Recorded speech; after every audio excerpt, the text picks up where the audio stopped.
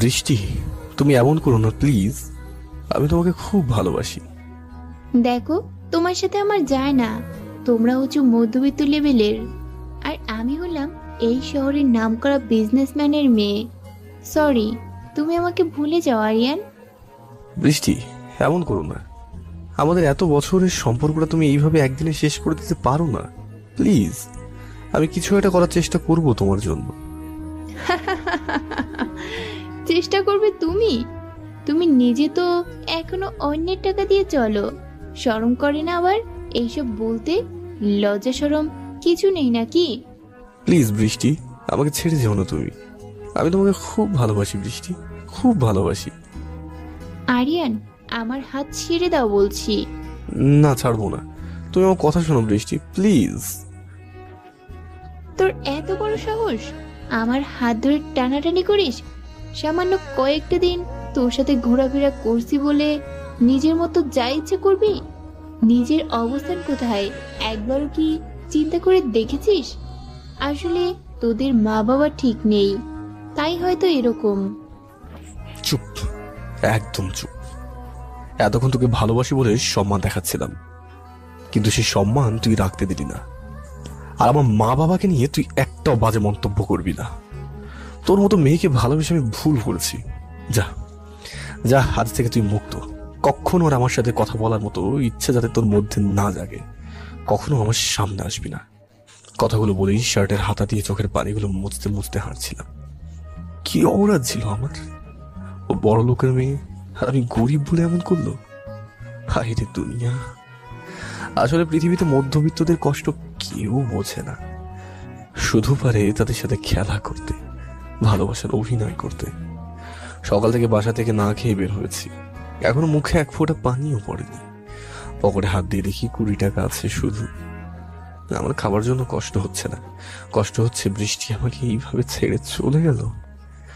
আমি তো বৃষ্টিকে ঠকাইনি, ও আমাকে ঠকিয়েছে। বৃষ্টি, তুমি আমাকে কষ্ট দিয়েছো, মনে রেখো কখনো তুমি সুখী হতে পারবে না। একদিন চোখের পানি ফেলে তুমি কখনো সুখী হতে পারো না। সারাদিন কান্না করতে করতে রোডের পাশে বসে আছি, আর পকেটে 20 টাকা ছিল। এক প্যাকেট সিগারেট কিনে খাচ্ছিলাম। বাসা থেকে শুধু আম্মু বারবার ফোন দিচ্ছিল। আমি বাধ্য হয়ে ফোন বন্ধ করে দিলাম, পুরো প্যাকেট শেষ করে দিলাম। চোখগুলো যেন অন্ধকার অন্ধকার লাগছিল, মাথাটা ঝিমঝিম করে ব্যথা করছে, ভালো করে দাঁড়াতেও পারছি না যেন। পাশে একটা টিউবওয়েল ছিল, ওটা থেকে চোখে মুখে পানি দিয়ে রাস্তা দিয়ে হাঁটছিলাম। হঠাৎ করে একটা মেয়ে চিৎকারের আওয়াজ শুনে আমি থমকে যাই। আওয়াজটা রাস্তার পাশে জঙ্গল থেকে আসছিল। আমি একটু এগিয়ে দেখি যে কয়েকটা লোক একটা মেয়েকে ধর্ষণ করার চেষ্টা করছে। এটা দেখে পাশে লাঠি বা বাঁশ জাতীয় কিছু খুঁজছিলাম। একটু অন্য সাইডে যেতেই একটা লাঠি পেলাম। আমি গিয়ে পিছন থেকে লোকটার মাথায় আঘাত করলাম। লোকটা নিচে পড়ে গেল, বাকিগুলো ভয়ে চলে গেল। এরপর আমি নিজের শার্টটা খুলে মেয়েটার গায়ে জড়িয়ে দিলাম। এরকম আমি মেয়েটার দিকে তাকিয়ে দেখি মেয়েটা এখনো খুব ভয়ে আছে, ভয়ে কাঁপছে। আমি একটু এগিয়ে যেতে ভয় পেয়ে একটু দূরে সরে গেল। দেখেন, ভয় পাবেন না, আমি আপনাকে ওদের হাত থেকে বাঁচিয়েছি, আপনার কোনো ভয় নেই। আপনি এত রাতে এই জঙ্গলে কি করছেন? আসলে লোকগুলো আমাকে জোর করে এখানে নিয়ে আসছে। জোর করে নিয়ে আসছে মানে? আর আপনার বাসা কোথায়? আচ্ছা, আমার সাথে আসেন। আমি মেয়েটাকে নিয়ে দোকান থেকে 1 গ্লাস পানি দিলাম। বুঝলাম মেয়েটা ভয় পেয়ে গলা শুকিয়ে গেছে। আমার হাত থেকে গ্লাসটা নিয়ে চটপট খেয়ে নিল পানি। আমি এরপর রোডের সাইডেই নিয়ে গেলাম। ড্রিম লাইটের কারণে মেয়েটা চেহারাটা ভালো করে দেখা যাচ্ছে। আমি প্রথম খেয়াল করিনি, পরে দেখলাম যে হায় আল্লাহ, এত সুন্দর কিউট একটা মেয়েকে এইভাবে জানোয়ারগুলো। আমি না আসলে তো পরের দিন হেডলাইনে ছাপা হয়ে যেত। আচ্ছা, আপনি আমাকে বিশ্বাস করে সবকিছু বলতে পারেন, এবার বলেন তো আসলে আপনি একা কেন? আর ওরা আপনাকে জোর করে কিভাবে কোথাও থেকে নিয়ে আসলো? মেয়েটা আমার কথা শুনে হয়তো একটু ভরসা পেল। তারপর মেয়েটা চোখের পানি ছেড়ে দিয়ে বলতে শুরু করলো যে আমার বাবা মা একটা দুর্ঘটনায় মারা যায়। আমাদের বিশাল জায়গা জমি, টাকা পয়সার অভাব নেই। মা বাবাকে হারিয়ে ফেলার পর আমি খুব একা হয়ে যাই। এখন আমার মামারা সুযোগ বুঝে আমাকে বাসা থেকে বের করে দেবার পর এই লোকগুলো আমার পিছু নেয়। আপনি ফেরেশতার মতো এসে আমাকে না বাঁচালে হয়তো আমি এতক্ষণে। এই বলে আরো কান্নায় ভেঙে পড়লো। মেয়েটার কথা শুনে আমার মনের মধ্যে মেয়েটা যেন খুব মায়া হলো। আচ্ছা শোনেন, আপনার কি কোনো জায়গায় থাকার মতো আছে? থাকলে বলেন, আমি আপনাকে ছেড়ে দিয়ে আসছি। আসলে আমার তেমন কেউ নেই যে থাকবো। আপনি আমার জন্য অনেক করেছেন, আমি হয়তো থাকার ব্যবস্থাটা করে নিতে পারবো। দাঁড়ান, এত রাতে আমি আপনাকে একা এইভাবে ছেড়ে দিতে পারি না। আপনি আমার সাথে আসেন। কিন্তু আপনার সাথে কোথায় যাব? আরে আর কথা না বলে আসেন তো। আমি মেয়েটাকে নিয়ে যাচ্ছি আমাদের বাসায়।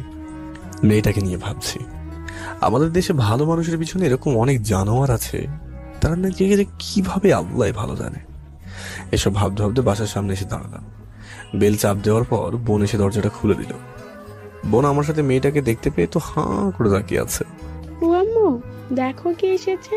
তোমার ছেলে কাউকে কিচ্ছু না জানিয়ে বউ নিয়ে বাড়িতে আসছে। আমি তো বোনের কথা শুনে ওদিকে অবাক হয়ে তাকিয়ে আছি। আমি এটা বোনের কাছ থেকে আশা করিনি। আম্মু এসে দেখে যে আমার সাথে সত্যি একটা মেয়ে দাঁড়িয়ে আছে। আমি আম্মুকে আর কিছু বলার সুযোগ না দিয়ে ভিতরে ঢুকলাম। এরপর মেয়েটাকে ভিতরে ঢুকতে বললাম। মেয়েটা আমার কথায় ভিতরে ঢুকলো। আম্মু কিছুই বুঝতেছে না, তাই আমার হাত ধরে অন্য সাইডে নিয়ে গেল। আরিয়ান, তুই অন্তত আম্মুকে একবার বলার প্রয়োজন ছিল। মানে কি বলার প্রয়োজন ছিল? তুমি কি ভাবছো? বোন যা বলছে তা কি সত্যি ভেবে নিয়েছো তুমি? এখানে ভাবার কি আছে? তুই বিয়ে করে আনছিস, এটাই তো সত্য, তাই না? না, এটা সত্যি না আম্মু, আমি বিয়ে করিনি তো। তুমি আমার কথাটা তো একবার শোনো। এরপর আম্মুকে সবকিছু খুলে বললাম। আম্মুকে বলার পর আম্মু ফ্যাল ফ্যাল করে আমার দিকে তাকিয়ে আছে। আম্মু চোখে পানি আমি স্পষ্ট দেখতে পাচ্ছি। আমি জানতাম তো, আমার ছেলে সবসময় ভালো কাজ করে। এই বলে আমার কপালে একটা চুমু দিল। শোন বাবা, যা করেছিস ভালো করেছিস। কিন্তু আম্মু, মেয়েটা? আরিয়ান, মেয়েটা তোর বউ না হলেও দেখতে কিন্তু ভারী মিষ্টি। অবশ্যই তোর বউ হলেও আমি মেনে নিতাম। দূর আম্মু, কি যে বলো না তুমি। এখন মেয়েটার কি হবে আম্মু? কি হবে মেয়েটার? মেয়েটা আজ থেকে আমাদের বাসায় থাকবে। আম্মু একটা হাসি দিয়ে মেয়েটার কাছে গেল। আমিও আম্মুর পিছন পিছনে গেলাম। মা, তোমার ব্যাপারে আমি সব শুনেছি। তোমার নাম কি মা? আম্মু মেয়েটার মুখের দিকে তাকিয়ে নিশাতের দিকে তাকিয়ে বুঝতে পারলো মুখটা শুকিয়ে গেছে। খাওয়া দাওয়া কিছুই করেনি। তাই আম্মু কিচেন রুমে গিয়ে একটা প্লেটে করে খাবার নিয়ে আসছে। এবার নিশাতকে সোফায় বসতে বলল। আমি আর বোন শুধু আম্মুর কাণ্ড দেখছিলাম হাঁ করে। দেখি মা, হাঁ করো। না আন্টি, আমি খাবো না। কেন? আন্টিকে বুঝি পছন্দ হয় নাই? শোনো নিশাত, তুমি আমার মেয়ের মতো। তোমার মানে তো কি হয়েছে? আমি তো আছি। তোমার যখন কোথাও থাকার জায়গা নেই, তাহলে আজ থেকে তুমি আমাদের সাথে থাকবে। আর তুমি আমার আরেকটা মেয়ের মতো। পাগলি মেয়ে, খাবারের সময় কাঁদতে নেই। দেখি, হাঁ করো।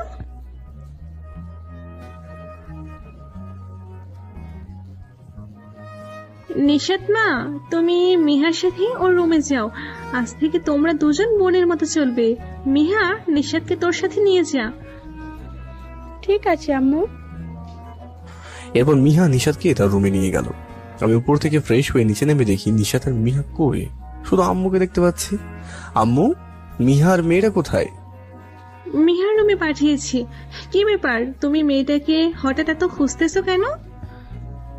তোর আম্মু, তুমিও না, এমনি আর কি। ও আচ্ছা, আমার ছেলে বুঝি আজকাল এমনি মেয়ে খুঁজি। আম্মু, আমি কি উঠে যাব নাকি? এই না, আমি তো মজা করছিলাম বাবা, তুমি খেয়ে নাও। আমি আর কথা না বাড়িয়ে খেয়ে নিলাম। খাওয়া দাওয়ার পর আমি রুমে গেলাম। রুমে গিয়ে শুয়ে আছি, একটা বিষয় ভাবছি। আজ আমার দুঃখর দিনেও আমার প্রথম প্রথম কষ্ট হলেও নিশাতের সাথে দেখা হওয়ার পর যেন সব কষ্ট চলে গেছে। আমি যেই বৃষ্টিকে এত ভালোবাসি, নিজের থেকেও বেশি, সেই বৃষ্টির জন্য আমার একটু কষ্ট হচ্ছে না, বরং মনের মধ্যে যেন উদ্ভূত একটা ভালোবাসা কাজ করছে। কিন্তু এমন কেন হচ্ছে? আর আমি বা কেন হঠাৎ নিশাতের কথায় এমন ভাবছি? কিছু সময় আগে পরিচয় হলো, আর এর মধ্যে ওর জন্য আমার মনের মধ্যে এত ভাবনা কেন আসছে? এসব ভাবছিলাম। চোখ বন্ধ করলে আজকের ঘটনাটা চোখের সামনে ভেসে ওঠে। অনেক চেষ্টার পর চোখে একটু ঘুমের আভাস পেলাম। অবশেষে ঘুমের রাজ্যে হারিয়ে গেলাম। সকালে যখন আমার ঘুম ভাঙলো, কারো তুলতুলে নরম হাত যেন আমি ধরে আছি। এই নরম হাতের ছোঁয়ায় আমার ঘুম ভেঙে গেল। আমি তাড়াহুড়ো করে চোখ মেলে দেখি যে আমি নিশাতের একটা হাত ধরে আছি, আর নিশাত আমার দিকে ঝুলে আছে। আমি লজ্জা পেয়ে ছেড়ে দিলাম। নিশাতও লজ্জা পেয়েছে, ওর মুখে আমি লজ্জার ছাপ স্পষ্ট ভাবে দেখতে পাচ্ছি। নিশাত লজ্জার কারণে কিছু বলতে পারছে না, মাথা নিচু করে রেখেছে। কিন্তু আমার রুমে নিশাত কি করছে? গলাটা নাড়িয়ে বললাম যে, এই যে আমার রুমে কি করছেন আপনি? আসলে আম্মু যে বললো আপনাকে উপরে চা দিয়ে আসতে, আপনি ঘুমোচ্ছিলেন, তাই আপনাকে ডাকতে গিয়ে তখন আপনি ঘুমের মধ্যে আমার হাত জড়িয়েছিলেন।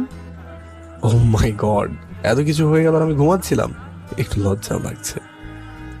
আচ্ছা আমি তাহলে আসি, টেবিলের উপর চা রাখা আছে, খেয়ে নিন। নিশাত চলে যাবার পর ভাবছি, আমি তো বৃষ্টিকে নিয়ে খুব স্বপ্ন দেখছিলাম। ওকে বিয়ের পরও আমাকে প্রতি সকালে নিজের হাতে চা বানিয়ে খাওয়াবে। আজ তার বদলে অন্য একটা মেয়ের হাতে চা খেতে হচ্ছে। বুকে কষ্ট নিয়ে জোর করে মুখ থেকে একটা হাসি বের করলাম। আমার কপালে এসব আসেনি। বকতে বকতে ওয়াশরুমে ঢুকে গেলাম। ওয়াশরুম থেকে বের হয়ে জামা কাপড় পরে নিলাম। এরপর হঠাৎ আমার চোখে গেল সকালে যে নিশা তোমাকে চা দিয়ে গেল, ওগুলো তো ঠান্ডা হয়ে যাচ্ছে। চায়ের কাপে হাত দিয়ে দেখি এখনো গরম আছে চাটা। এরপর বিছানায় বসে চায়ের কাপের মুখে একটু চুমু খেলাম। একটু চা মুখে যেতে মনটা ভালো হয়ে গেল। আজকে চাটা খুবই ভালো হয়েছে। প্রতিদিন তো বোনই বানিয়ে দেয়, কিন্তু আজকে বানিয়ে দিল। হঠাৎ আজ বোনের চাটা এত সুস্বাদু কিভাবে হলো? বিষয়টা যেন অবাক করা। চা খেতে খেতে নিচে নামলাম। নিচে নেমে দেখি যে বোন সোফায় বসে আছে, আর আম্মুকে তো দেখছি না। কিচেন রুমের দিকে উকি দিয়ে দেখি আম্মু আজ নতুন একটা শাড়ি পরে রান্না করছে। বোনকে জিজ্ঞাসা করলাম, আজকে চা কে বানিয়েছে রে? বোন তো বললো জানি না। বোনের জানি না উত্তর পেয়ে ভাবলাম আম্মুই বানিয়েছে। আমার একটা অভ্যাস আছে, আমার যখন ভালো লাগে তখন আম্মুকে পিছন থেকে জড়িয়ে ধরি। তাই আম্মুর প্রশংসা করার জন্য আমি কিচেন রুমে আস্তে আস্তে ঢুকে পিছন থেকে জড়িয়ে ধরলাম। আম্মু, আজকে না চাটা কিন্তু সেই হয়েছে। এই কথাটা বলতে না বলতে কি যেন আউ করে চিৎকার দিয়ে উঠলো। আমি তো চিৎকারের আওয়াজ শুনে জড়িয়ে ধরা থেকে ছেড়ে দিলাম। এরপর যাকে দেখলাম, ও মাই গড, এটা তো নিশাত। নিশাত আম্মুর শাড়ি পরেছে, সেই জন্য আম্মুর মতো লাগছে। তাই তো আমি পিছন থেকে জড়িয়ে ধরলাম। হায় আল্লাহ, আমি এটা কি করে ফেললাম? মান সম্মান তো সব শেষ। নিশাতের চিৎকার শুনে বোন আর আম্মু দৌড়ে এসে দেখে যে নিশাত নিচের দিকে তাকিয়ে তাকিয়ে কান্না করছে। আমি এখন কি বলবো? নিজের কাছে যে কি লজ্জা লাগছে। ইস, কি যে হয়ে গেল, নিজেকে যেন খুনের আসামির মতো মনে হচ্ছে। কি হয়েছে নিশাত মা? তুমি কান্না করছো কেন? আর আরিয়ান, তুই এখানে কেন? নিশ্চয়ই তুই মেয়েটাকে কিছু করেছিস। নিশাত, তুমি বলো, আরিয়ানকে কিছু করেছে তোমার সাথে? নিশাত শুধু নিচের দিকে তাকিয়ে কান্না করছিল, কিন্তু আমি তো বুঝতে পারিনি। আমার কথাটা এখন আম্মু বিশ্বাস করবে না। আম্মু, আমার কথাটা তো শোনো। চুপ, আমি তোর কথা শুনতে চাই না। নিশাত মা, তোমাকে বলছি, বলো আরিয়ান তোমার সাথে কি করেছে, বলো। নিশাত আম্মুর কথা শুনে চোখের পানি অবস্থায় উপরের দিকে মুখ করে বলল যে, আমি এখানে বিরিয়ানি রান্না করছিলাম, তখনই উনি এসে আমাকে পেছন থেকে। এবার আমি আম্মুর সামনে গিয়ে তাকে বললাম, আম্মু দেখো, আমি এসব ইচ্ছে করে করিনি তো। তুমি তো জানোই আমার এটা অভ্যাস। আমি মনে করেছিলাম তুমি এটা, আর সকালে চাটা মনে করেছিলাম তুমি বানিয়েছো। তাই ধন্যবাদ দিতে এসে দেখি তোমার শাড়ি পরে উনি রান্না করছে। আমি ওনাকে তুমি মনে করে জড়িয়ে ধরলাম, বিশ্বাস করো। আর কোনো কথা বলবি না তুই। এর আগে তোর কারণে অনেক মানুষের কাছ থেকে বিচার এসেছে, তুই এতটা নিচে নামতে পারলি? ছি আরিয়ান, ছি। তোর জন্য আমি একটু শান্তিতে বাঁচতেও পারবো না। এসব কিসের জন্য করিস? তোকে তো বলছি আমি বিয়ে করতে, তুই বিয়ে করছিস না, এখন নিশাতের সাথে নোংরামি করতেছিস। বাহ আম্মু বাহ, তোমার অনেক সুনাম শুনেছি। অসংখ্য ধন্যবাদ তোমার মুখ থেকে এইসব শোনার জন্য। একদিনে এত পরিবর্তন কি করে হলে? আর নিশাত, আপনি আমাকে দেখে ভয় পাচ্ছেন, তাহলে কাল আমার সাথে কেমনে আসলেন? এই মিথ্যা বিশ্বাসে আসলেন? আমাকে দেখে কি মনে হয় আমি আপনার সাথে নোংরামি করতে পারি? অভিনয় দেখছি ভালোই পারেন। আম্মু, অন্তত তোমার থেকে আমি এটা আশা করিনি। একটা বাইরের মেয়ের জন্য তুমি নিজের ছেলেকে গায়ে হাত তুললে। আর কি যেন বলছিলে, আমার জন্য শান্তিতে তুমি বাঁচতে পারছো না। ঠিক আছে, আমি তোমাদের মাঝে আর থাকবো না। নিজের ছেলের উপর তোমার বিশ্বাসই নেই, আর একদিন হলো একটা অচেনা মেয়ের প্রতি তোমার এত বিশ্বাস। What a brilliant case. আমি এই কথা বলে আমার ফোনটা কিচেন রুমে একটা আছাড় মারলাম, এরপর বাসা থেকে বের হয়ে গেলাম। আম্মু, আম্মু, ভাইয়া কোথায় চলে যাচ্ছে? ভাইয়াকে আটকাও আম্মু। মিহা, চুপ থাকো তুমি, কোনো দরকার নেই। যখন রাগ ঠান্ডা হবে তখন নিশ্চয়ই আসবে। নিশাত কান্না করতে করতে আম্মুর সামনে এসে বলল যে, মা, আসলে ওনার কোনো দোষ নেই, সব দোষ আমার। আমি ভয় পেয়ে কান্না করে দিলাম। এটা আপনি ঠিক করেন নাই। প্লিজ আপনি ওনাকে আবার বাসায় ফিরিয়ে আনেন। তুমি ওসব নিয়ে আর ভেবো না। তুমি উপরে যাও, আমি রান্না বসাবো এখন। আরিয়ানের মাথা ঠান্ডা হলে ও এমনিতেই চলে আসবে। আমি বাসা থেকে বের হয়ে যাওয়ার পর নিশাতের মনটা খুব খারাপ হয়ে গেল। কিন্তু নিশাত ভাবছে আরিয়ানকে কেউ বকলে নিশাতের এত কষ্ট কেন হয়। নিশাত রুমে ঢুকে আনমনে দরজাটা বন্ধ করে এসব ভাবছিল আর কান্না করছিল। আমি বাসা থেকে বের হয়ে খালি পেটে হাঁটছি। এরপর দোকানে ঢুকে এক প্যাকেট সিগারেট নিলাম। খুব খারাপ লাগছে। সারা রাত বৃষ্টির জন্য আমার কষ্ট, ওই কলিজাটা ফেটে গেছে। এখন এই সামান্য একটা মেয়ের জন্য এতটা অপমান করলো। আমার থেকে মেয়েটা বড় হয়ে গেল। ঠিক আছে, আমি আর বাসায় যাব না। সারাদিন কাটিয়ে দিলাম দোকানের সিগারেটের সাথে। আমার এখন সবচেয়ে ভালো বন্ধু হচ্ছে সিগারেট। আগে পিছে আমার আর কেউ নেই। কত সুন্দর ছিল দিনগুলো, বৃষ্টির সাথে কত ঘোরাফেরা করেছি। এইসবই ভাবছিলাম আর নিকোটিনের ধোয়া বাতাসের সাথে ওড়াচ্ছিলাম। কারো হাতে স্পর্শে আমি ভাবনা থেকে বাস্তবে ফিরলাম। তাকিয়ে দেখি একটা লোক। কি ভাই, কি সমস্যা? এইভাবে হাত ধরে ডাকছেন কেন? আরে ভাইয়া, তোমাকে ওই দূর থেকে একটা মেয়ে ডাকছে, আমাকে বললো তোমাকে ডেকে দিতে, তাই তোমাকে ডেকে দিলাম। আমি এবার লোকটার কথা শুনে সামনের দিকে তাকাতেই কিছু একটা দূর থেকে দেখতে পেলাম। একটা বোরখা পরা মেয়ে আমাকে হাত ইশারা করে ডাকছে। কিন্তু কি হতে পারে এই মেয়েটি? এসবই ভাবছিলাম আর বসা থেকে উঠে দাঁড়িয়ে গেলাম। মেয়েটা এখনো কিছু দূরে দাঁড়িয়ে হাত নাড়িয়ে আমাকে ডাকছিল। আমি গুটি গুটি পায়ে গিয়ে গেলাম। মেয়েটার কাছে যাওয়া মাত্রই মেয়েটা বললো যে, কি সমস্যা আপনার? কখন থেকে আপনাকে ডাকছি, কথা কানে যায় না বুঝি? কোথায় ছিলেন সারাদিন? আর এসব কি চাইবাস খাচ্ছেন? সারাদিন বাসায় আসেন নাই, সবাই কান্নাকাটি করছে আপনার জন্য, সেটা কি জানেন না আপনি? এক নিঃশ্বাসে মেয়েটা এইসব বলে থামলো। আমি তো মেয়েটার কথা শুনে একদম চুপ হয়ে গেলাম। আমি আজ এরকম বোরখা পরা মেয়েকে ফার্স্ট দেখলাম। কোনো মেয়েকে বোরখা পরে যে এতটা সুন্দর লাগে আমার জানা ছিল না। আমি যেন চোখই ফেরাতে পারছি না। আবার চুপ থাকা দেখে মেয়েটা আমার হাত ধরে টানতে টানতে নিয়ে যাচ্ছিল। আমি যেন আমার সব শক্তি হারিয়ে ফেলছিলাম। কোনো মতে যেন মেয়েটাকে আমি কোনো কিছুই বলতে পারছি না। অনেক চেষ্টার পর বললাম যে, এই যে, কে আপনি? আমাকে এইভাবে কোথায় নিয়ে যাচ্ছেন? আমি আপনার আজরাইল, বুঝেছেন? আপনি আপনি এখানে কি করছেন? তো কাকে আশা করেছিলেন শুনি? কাউকে না। আপনি এখানে কেন এসেছেন? চলে যান বাসায়। সকালে তো আমাকে মিথ্যা অপবাদ দিয়ে বের করে দিলেন। এখন আবার কি চাইছেন? এখন আবার অপমান করানোর শখ যাচ্ছে বুঝি? চুপ। হ্যাঁ, আপনি তো শুধু পারেন কান্না করতে। আসলে মেয়েরা কিভাবে যে চোখ থেকে সহজেই পানি বের করে মায়াই ফেলে, আবার পরবর্তীতে কষ্টও দেয়। আপনিও তাদের মধ্যে একজন, তাই না? শোনেন, আর কোনো কথা নয়, বাকি কথা বাসায় গিয়ে হবে। আমার জন্য বাসা থেকে বের হয়েছেন, তাহলে এখন আবার আমার জন্য বাসায় যাবেন। মা আর নেহা বোন কান্না করছে। আপনি কি চাইছেন? ওদের কষ্ট দিতে? আমি তো নিজের দোষ স্বীকার করছি, তাই না? তাহলে এখন আপনি আমার সাথে বাসায় যাবেন, আশা করি। এর মধ্যে আর অমত করবেন না, ওকে? আমি রিক্সা ডাকছি, ওয়েট করেন। আয় মামা, যাবেন? রিক্সাওয়ালা দাঁড়ানোর পর আমি নিশাদের কথায় অমত করতে পারিনি। ওর সাথে রিক্সায় উঠলাম। মেয়েটাকে আমি যত দেখছি ততই অবাক হচ্ছি। মেয়েটা যেমন দেখতে সুন্দর, কণ্ঠটাও অনেক মিষ্টি। এই না, আমি কেন মেয়েটার প্রতি দুর্বল হয়ে পড়ছি? কি হয়েছে আমার? এখনো বৃষ্টি কষ্টটা মন থেকে দূর করতে পারিনি। তার ভিতর আবার নিষেধের উপর এত দুর্বল হলে তো চলবে না। আমাকে আরো শক্ত হতে হবে। আমার এখন প্রথম কাজ হচ্ছে নিষেধের সম্পর্কে সবকিছু জানা এবং তার যোগ্য ঠিকানায় পৌঁছে দেওয়া। নিষেধ আর আমি দুজনে একই রিক্সায় বসে আছি পাশাপাশি। এই দুদিন আমার সাথে কি হয়েছে? নিষেধের সাথে যতক্ষণ কথা বলছি মনে হচ্ছে তার প্রতি আমি দুর্বল হয়ে পড়ছি। না, আমাকে আরো শক্ত হতে হবে। নিষেধকে পাশে রেখে তার যোগ্য জায়গার সম্পদ চিনিয়ে দিয়ে তার যোগ্য ঠিকানায় পাঠিয়ে দিতে হবে। আমাদের সাথে থাকলে নিষেধ তার আপন মানুষকে ছেড়ে থাকতে কষ্ট পাবে। আমি চাই না নিষেধকে কোনো রকম কষ্ট দিতে। এই যে প্যাচার মতো ওভাবে তাকিয়ে ওদিকে কি ভাবছেন? কি? আপনার এত বড় সাহস? আমাকে পেঁচা বলছেন? প্যাচাকে তো প্যাচাই বলা উচিত। ওইভাবে চোখ বড় বড় করে কেউ তাকায়, আমার তো ভয় লাগছে। এই মামা, রিক্সা থামান তো। কি সমস্যা আপনার? মামা, আপনি থামবেন না, আপনি চালান। আয়, কি সমস্যা? এরকম কেন করছেন? আপনি আমাকে পেঁচা বলছেন, অথচ পেঁচার সাথে এক রিক্সায় করে যাচ্ছেন। আবার আমাকে বলছেন ভয় করছে। আমাকে যদি এত ভয় লাগে তাহলে এত রিক্সায় করে নিয়ে যাচ্ছেন কেন? এ আপনাকে আমি নিয়ে যেতে বই গেছে।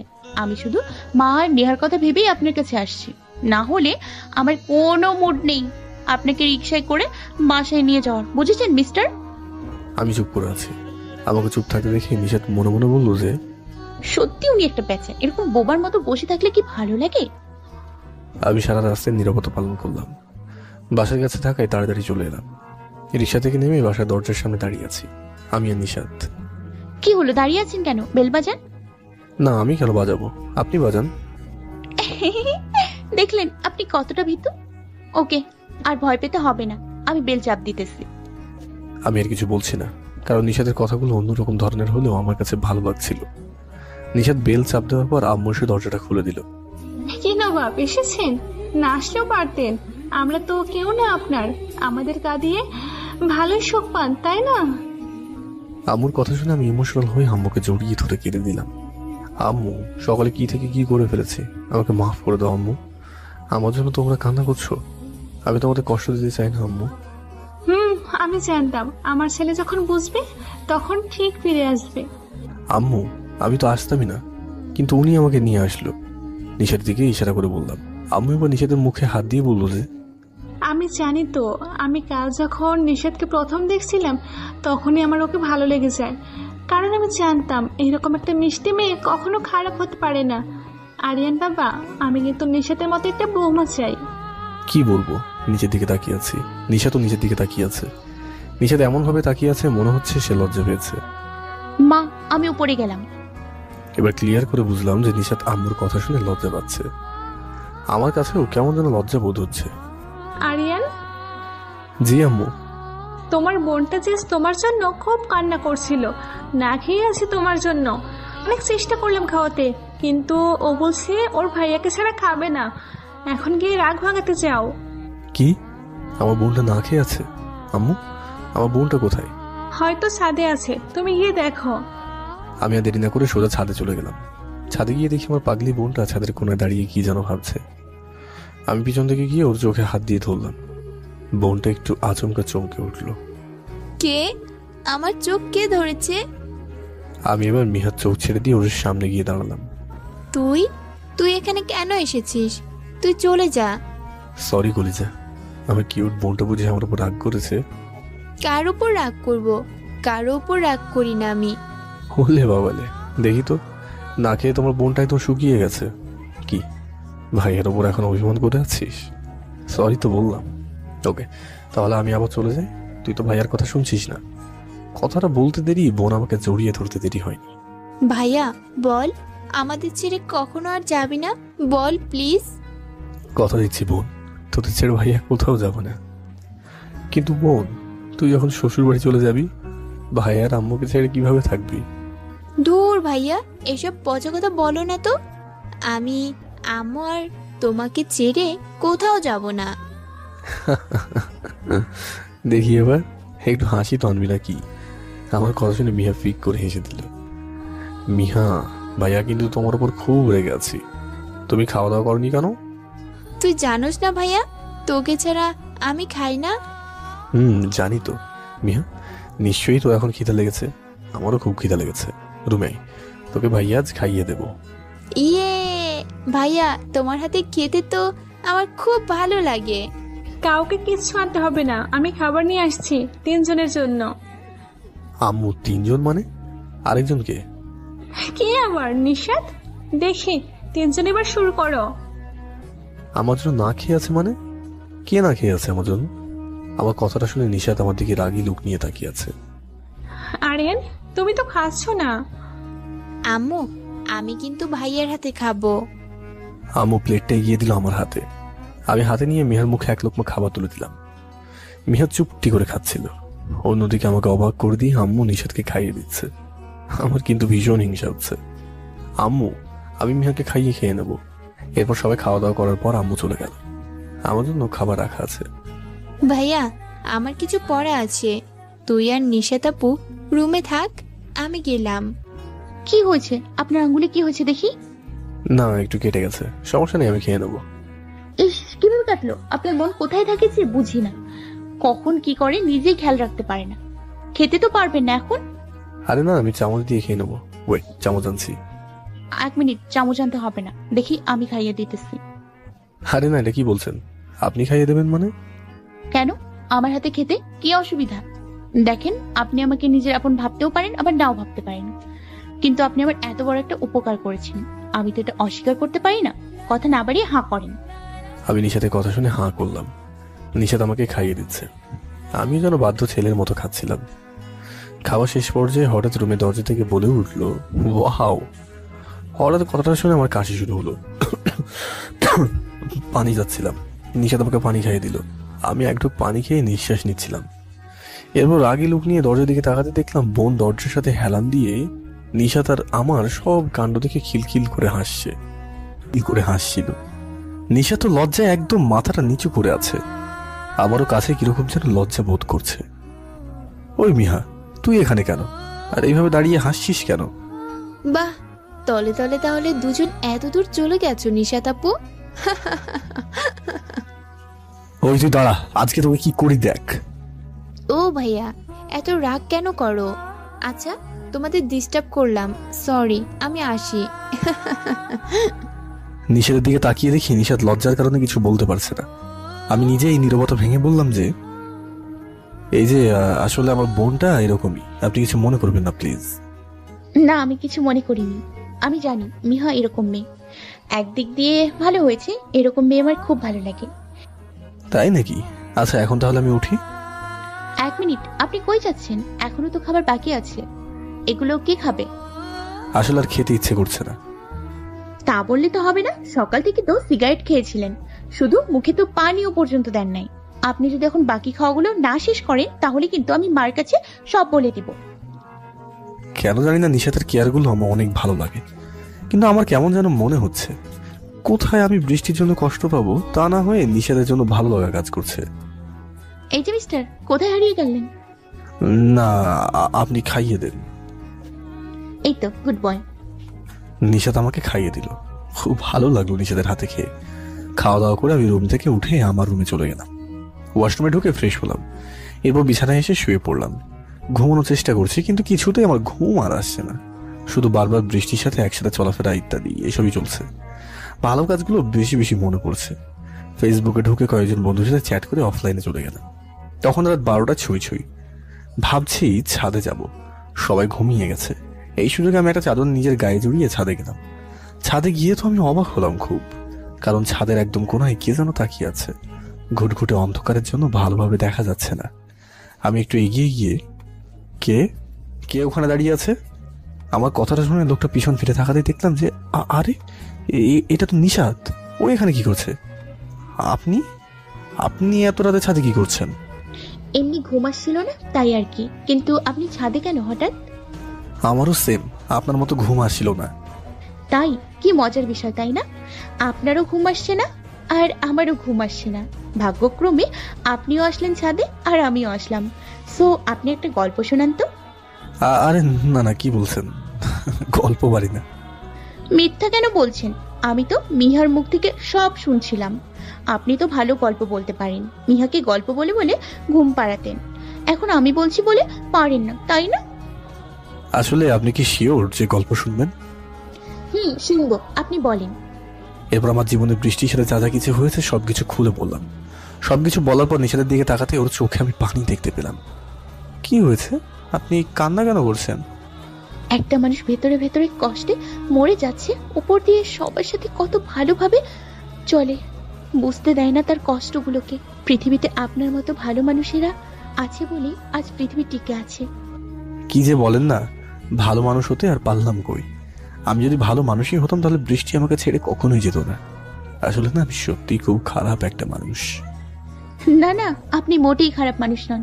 আপনার চোখের দিকে তাকিয়ে চোখ বন্ধ করে বিশ্বাস করা যায় বৃষ্টি আপনাকে ছেড়ে দিয়েছে। ও খুব বোকা মেয়ে, সত্যিকারের ভালোবাসা পেয়ে ও হারিয়ে ফেলেছে। আজকাল সত্যিকারের ভালোবাসা খুব কম দেখা যায়। তার মধ্যে আপনাকে দেখলাম যে নিজের কষ্টগুলোকে চাপা দিয়ে পরিবারের মানুষকে খুশি রাখতে চান। আচ্ছা, এসব বাদ দেন। আর একটা কথা, আব্বু বা বোনকে এসব বলিয়েন না প্লিজ, ওরা এইসব শুনলে খুবই কষ্ট পাবে। আমার উপর আপনার বিশ্বাস আছে তো? আপনার ওপর আমার ফুল বিশ্বাস আছে। আরিয়ান, আমাকে কি আপনার পাশে রাখা যায় না? একটা সুযোগ তো দিতে পারেন।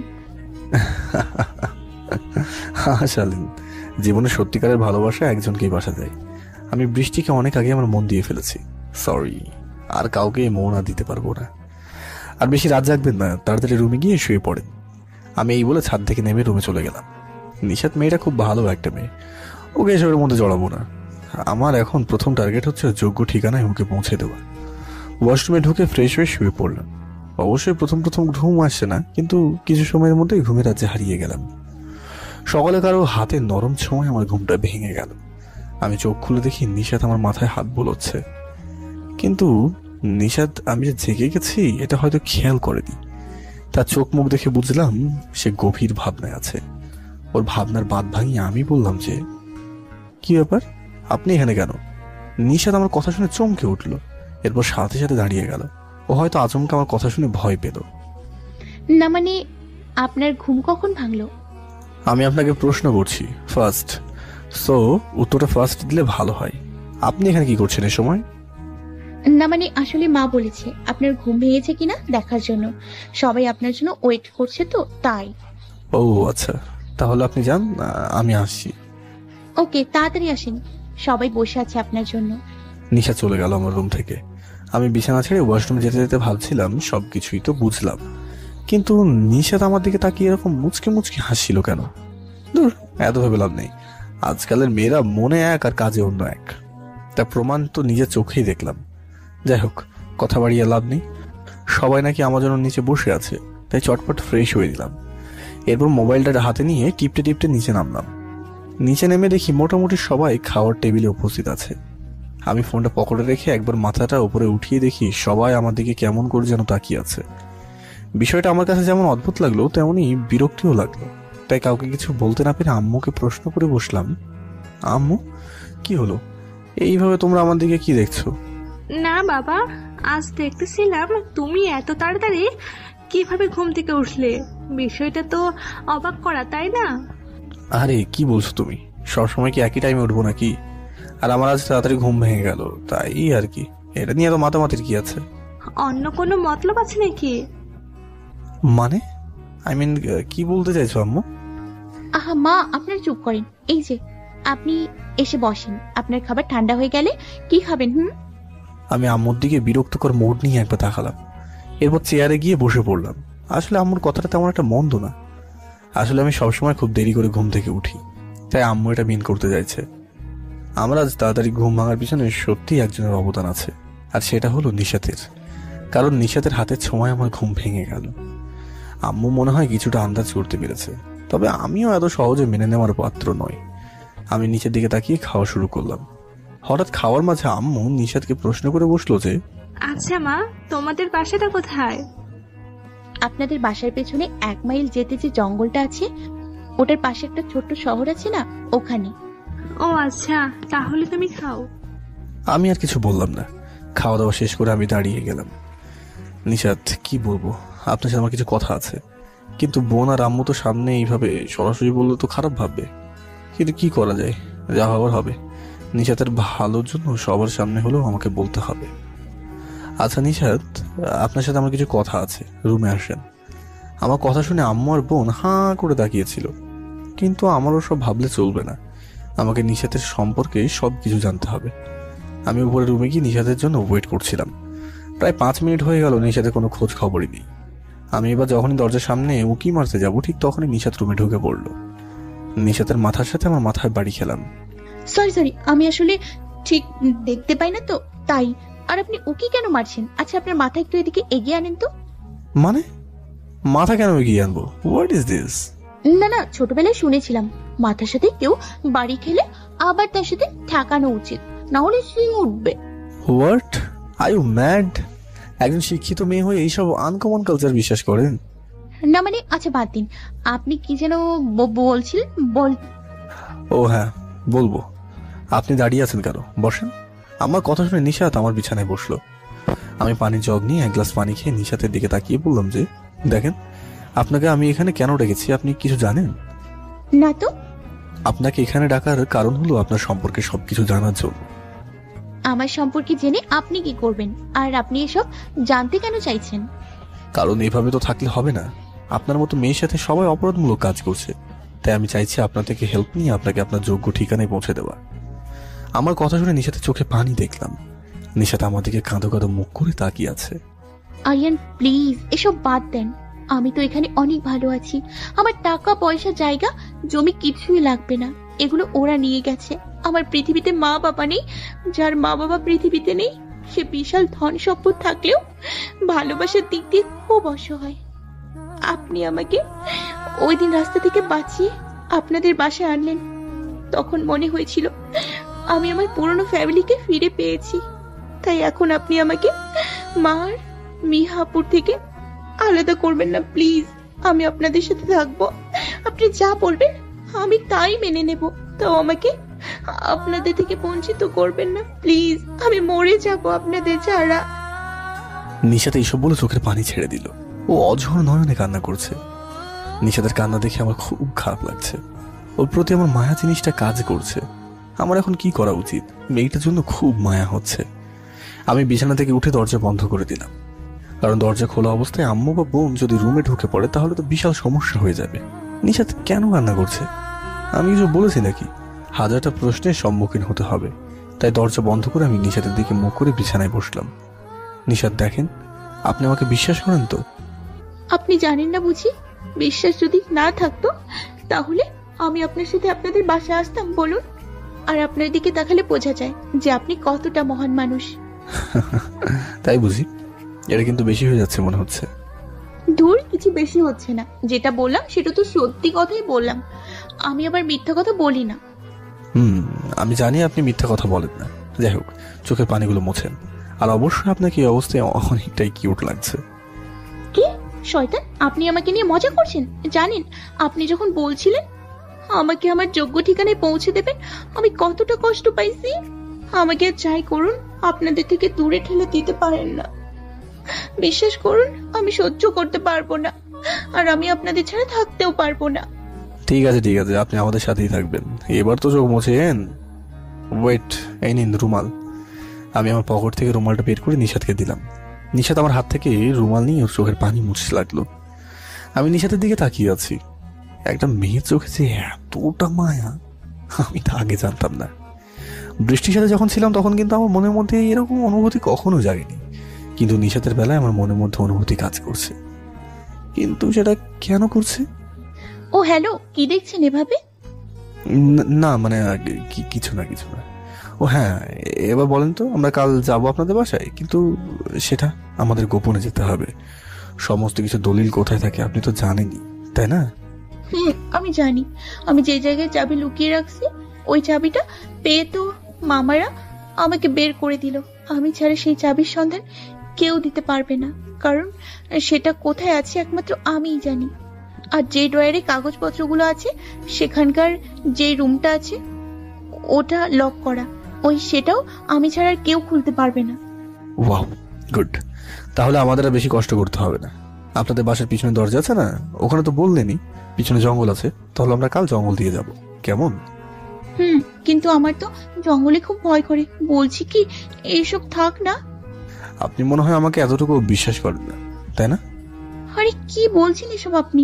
এখন আমি সব থেকে বেশি বিশ্বাস করি আপনাকে। আপনি যেটা বলবেন ওটাই শুনবো। তাহলে কাল সকালে যাব, কেমন? ওকে, এখন আপনি গিয়ে কাজ করেন।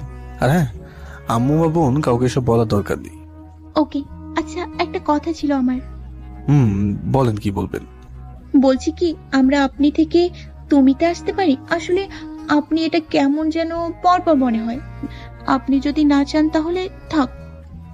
এই বলে নিশা যখনই চলে যাবে রুম থেকে, আমি এই মুহূর্তে বললাম যে কাল কিন্তু আমি প্রস্তুত থাকি, ও কেমন? নিশাদ আমার কথা শুনে একটা মুচকি হাসি দিল। ওর হাসিটা কিন্তু অনেক সুন্দর। আমি ওর হাসির সাথে মুচকি একটা হাসি দিলাম। এরপর নিশাদ রুম থেকে চলে গেল। এইভাবে সারা দিন কেটে গেল। পরের দিন সকাল সকাল আমার ঘুম ভেঙে গেল। ঘড়ির দিকে তাকিয়ে দেখি কেবলমাত্র 6টা বাজে। অনেকদিন নামাজ পড়া হয় না, সময় তো আছেই, তাই ওয়াশরুমে ঢুকে ফ্রেশ হয়ে নামাজের জন্য উজু করে নামাজ পড়ে দিলাম। এরপর বিছানায় গিয়ে কিছু সময় বসলাম। এইভাবে আরো আধা ঘন্টা চলে গেল। 6:40 আমি রুম থেকে বের হয়ে মিহার রুমের দিকে চেয়ে দেখি যে মিহার রুমে দরজা খোলা। আমি কি রুমে গিয়ে নিষাদকে ডাকবো? রুমে তো মিহাও আছে, যদি খারাপ ভাবে। এসব ভাবতে ভাবতে একটু এগিয়ে দরজার পাশে আড়াল থেকে দেখি রুমে শুধু নিশাত আছে। মিহা কোথায়? এবার উপর থেকে নিচে তাকিয়ে দেখি মিহার নিচে ড্রয়িং রুমে গিয়ে বসে আছে।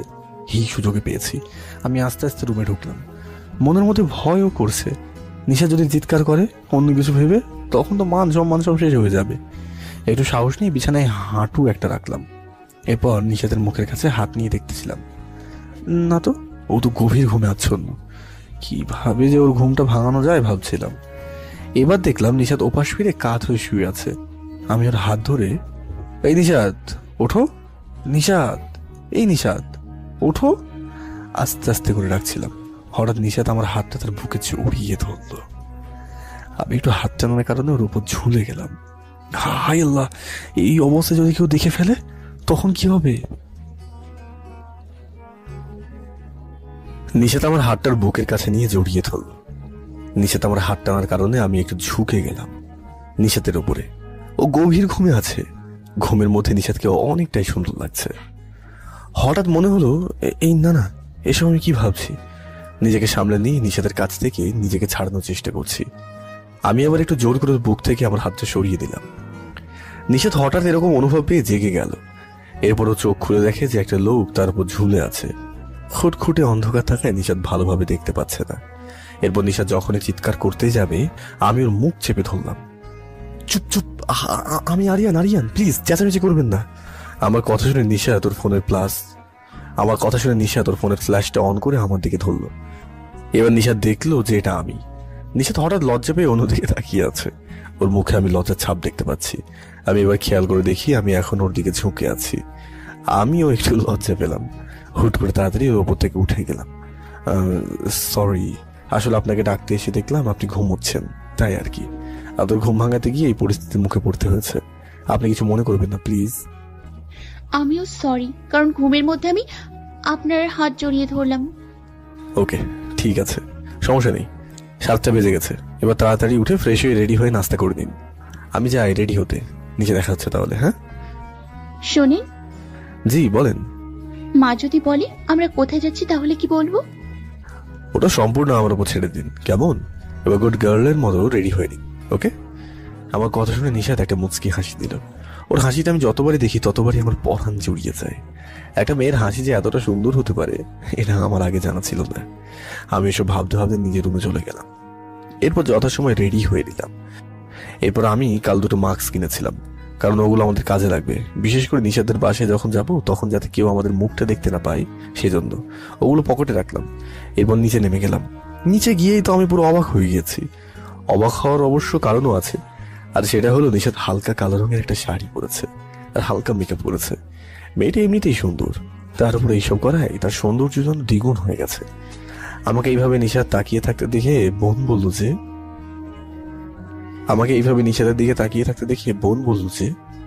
ভাইয়া, এই ভাইয়া, এভাবে নিশাতাপুর দিকে তাকিয়ে আছিস কেন? না মানে কিছু না। বাই দ্য ওয়ে, তোরা দাঁড়িয়ে আছিস কেন? খাওয়া দাওয়া শুরু কর। পাগল ছেলে, আমরা তো তোমার জন্য ওয়েট করছিলাম। যাই হোক, নিশাত মা তুমিও বসো। ওই তোরাও বসে পড়। আম্মুর কথায় আমি বসে পড়লাম চেয়ারে। আমার পাশের চেয়ারে বসে আছে নিশাত। নিশাতের শরীর থেকে আমি যে ব্র্যান্ডের পারফিউম ইউজ করি ওই পারফিউমের গন্ধ আমার নাকে ভেসে আসছে। ওর শরীর থেকে সুগন্ধিটা আমাকে যেন আম্মু আর বোন আমার দিকে আর চোখে তাকিয়ে আছে। আমি বুঝতে পারলাম ওরা মনে করছে নিশাত আর আমার মধ্যে কিছু আছে। মনে করলো গরুক, কারণ আমি আর নিশাত জানি আমাদের মধ্যে কিছু নেই। এক পর্যায়ে খাওয়া শেষ হলো। এবার আমি আম্মুকে বললাম যে আম্মু, আমি বের হচ্ছি নিশাতকে নিয়ে। কোথায় যাবি তোরা? আসলে আম্মু, নিশাত তো আমাদের বাড়িতে আসার পর ওর কোনো নির্দিষ্ট জামা কাপড় নেই, তো ও রাতে আমাকে বলেছিল যে এই বিষয় আর কি, তাই আর কি। ওমা নিশাত, তুমি এই কথা আমাকে কেন বলো নাই? আরিয়ান, এই নে, এখানে 10,000 টাকা আছে, ওর যা লাগবে কিনে দিবি। নিশাত, তোমার পছন্দ যা হবে তাই নেবে, কেমন? ওকে আম্মু, তাহলে আমরা একটু বের হচ্ছি। সাবধানে থেকো। ওকে, আসি তাহলে। আম্মুকে এই বলে বাসা থেকে বের হয়ে পড়লাম নিশাত আর আমি। নিশাত আম্মু কি যেন বলতে চেয়েছিল, ও আমার কারণে বলতে পারলো না। বাসা থেকে বের হয়ে রিক্সার জন্য দাঁড়িয়ে আছি। এই যে ম্যাডাম, এটি পরে নিন। এটা কোথায় পেলেন আপনি? আমি জানি কাল আমার ঠিকই প্রয়োজন হতো, তাই আগে থেকে কিনে রেখেছিলাম। একটা আমার জন্য আর একটা আপনার জন্য। নিশাতের মুখে খুশির ভাব দেখা যাচ্ছে। এরপর একটা রিক্সাও পেয়ে গেলাম। এরপর আমরা অন্য রাস্তা দিয়ে যাচ্ছি। কিছু দূরে গিয়ে আমাদের রিক্সা থেকে নেমে জঙ্গলের ভিতরে ঢুকতে হবে। ওই জঙ্গল দিয়ে নিশাতের বাসায় যাওয়ার মাধ্যমে সহজ। অবশেষে আমরা সেই জায়গায় চলেও এলাম। রিক্সা থেকে নেমে রিক্সাওয়ালাকে টাকা দিলাম। এরপর রিক্সাওয়ালা বলল যে, স্যার, একটা কথা বলার ছিল। বলেন, কি বলবেন? আসলে আপনারা এই জঙ্গলে এসেছেন কেন তা আমি ঠিক মতো জানি না, তবে এই জঙ্গল খুব ভয়ঙ্কর শুনেছি, তবে একটু সাবধানে থাকবেন। রিক্সাওয়ালা কথাটা বলেই চলে গেল। আমাকে এসব ভয় পেলে চলবে না, আমার মনে সাহস রাখতে হবে। ওই আরিয়ান, কি আপনিও বুঝি ভয় পাচ্ছেন রিক্সাওয়ালার কথায়? না সত্যি জঙ্গলটা খুব খারাপ। এর আগে শুনেছি এখানে অনেক মানুষের লাশ পাওয়া গেছে। আপনার হাতটা দেন তো। নিষেধ আমাকে আর কোনো প্রশ্ন না করে ওর হাত দিয়ে আমার হাত 5 আঙুল দিয়ে শক্ত করে ধরল। আমি আর কিছু বলছি না, সামনের দিকে হাঁটছি। আমরা এখন জঙ্গলের মাঝখানে, মোটামুটি ওদের বাসার কাছে চলে এসেছি। আরিয়ান, এই আরিয়ান। চুপ করতে বলেছি না? হঠাৎ করে একটা বানরের আওয়াজ শুনে নিষেধ হুট করে আমাকে জড়িয়ে ধরলো। আমার শরীর যেন কেঁপে উঠলো। এই প্রথম কোনো মেয়ে আমাকে জড়িয়ে ধরলো। বৃষ্টির সাথে এতদিন ছিলাম, আমাকে কখনো জড়িয়ে ধরেনি, কিন্তু নিশাতে জড়িয়ে ধরা দেখে আমার পুরো শরীর যেন ঘেমে যাচ্ছে। মনে অন্যরকম একটা অনুভূতি কাজ করছে। নিশাত, এইভাবে কেউ জড়িয়ে ধরলে আর ভয় পেলে তো আমাদের কাজটা সাকসেসফুল হবে না। আচ্ছা, আপনি আমার এক হাত জড়িয়ে ধরে রাখেন, কেমন? বুঝতে পারলাম মেয়েটা খুব ভয়ে আছে, তাই আমি ওকে সাহস দেওয়ার জন্য আমার এক হাত জড়িয়ে ধরতে বললাম। এভাবে আরো 10 মিনিট হাঁটার পরে আমরা এক সময় বাসার কাছে পৌঁছে গেলাম। এখন আমাদের মাঝে আরেক সমস্যা বাঁধলো, আর সেটা হলো পিছনে তো দেওয়াল আছে, ওটা টপকে যেতে হবে। আমি তো ছেলে মানুষ, লাফ দিয়ে চলে যেতে পারবো, কিন্তু নিশাত কিভাবে যাবে? ওকে ছাড়া তো কোনো কাজ হবে না। একটা গাছ পেয়েছি, ওকে আমি জড়িয়ে ধরি আর গাছে উঠতে পারে কিনা জিজ্ঞাসা করে দেখি। আচ্ছা নিশাত, আপনি কি গাছে উঠতে পারেন? পারি তো, ছোট্টবেলায় নানিদের বাসায় যখন গেলাম তখন শুনছিলাম। তাহলে তো খুব ভালো হলো। আপনি এদিকে আসেন। নিশাত আমার কাছে আসার পরে আমি ওকে একটু জড়িয়ে ধরে উপরে তুললাম। আরে আরে, কি করছেনটা কি? আরে কথা না বলে যেটা বলি সেটা শোনেন। আপনি একটু কষ্ট করে গাছটার হালকা উপরে উঠে দেওয়ালের ওপাশে চলে যান। আহা, বোঝার চেষ্টা করেন। দুজনে একসাথে যেতে পারবো না, বুঝলেন? তো একজন করে যেতে হবে। এরপর নিশাত গাছের উপরে উঠে একটু পর ওপাশে লাফ দিল। নিশাত, আপনি ঠিক আছেন তো? ওপাশে ব্যথা পান নাই তো? না মিস্টার, ব্যথা পাই নাই। ওপাশে অনেক গাছের পাতা আছে, তাই পাতার উপর পড়লাম, কোনো ব্যথা পাই নাই। কই, আপনি আসেন তাড়াতাড়ি। এরপর আমি এক লাফে হালকা গাছের উপরে উঠলাম। এরপর দেওয়ালে এক পা রাখলাম। হঠাৎ মনে হল বাসা থেকে কেউ বের হচ্ছে। দরজা খোলার আওয়াজ পেলাম। আমি একটু তাড়াহুড়ো করে ওপাশে লাফ দিলাম। কোথায় লাফ দিলাম খেয়াল করিনি। হঠাৎ মনে হলো যে কি ব্যাপার, এত জোরে লাফ দিলাম, ব্যথা লাগেনি কেন? এবার হালকা এক চোখ খুলে দেখি যে আমি নিশাতের ওপরে লাফ দিয়েছি, আর নিশাতের ঠোঁটের সাথে আমার ঠোঁট এক হয়ে আছে। আমরা দুজন, ওখানে অনেক পাতা থাকার কারণে আমাদের উপরে অনেক পাতা ভরপুর করে ঢেকে আছে। আমি তো ভয়ে সত্যও পাচ্ছি না।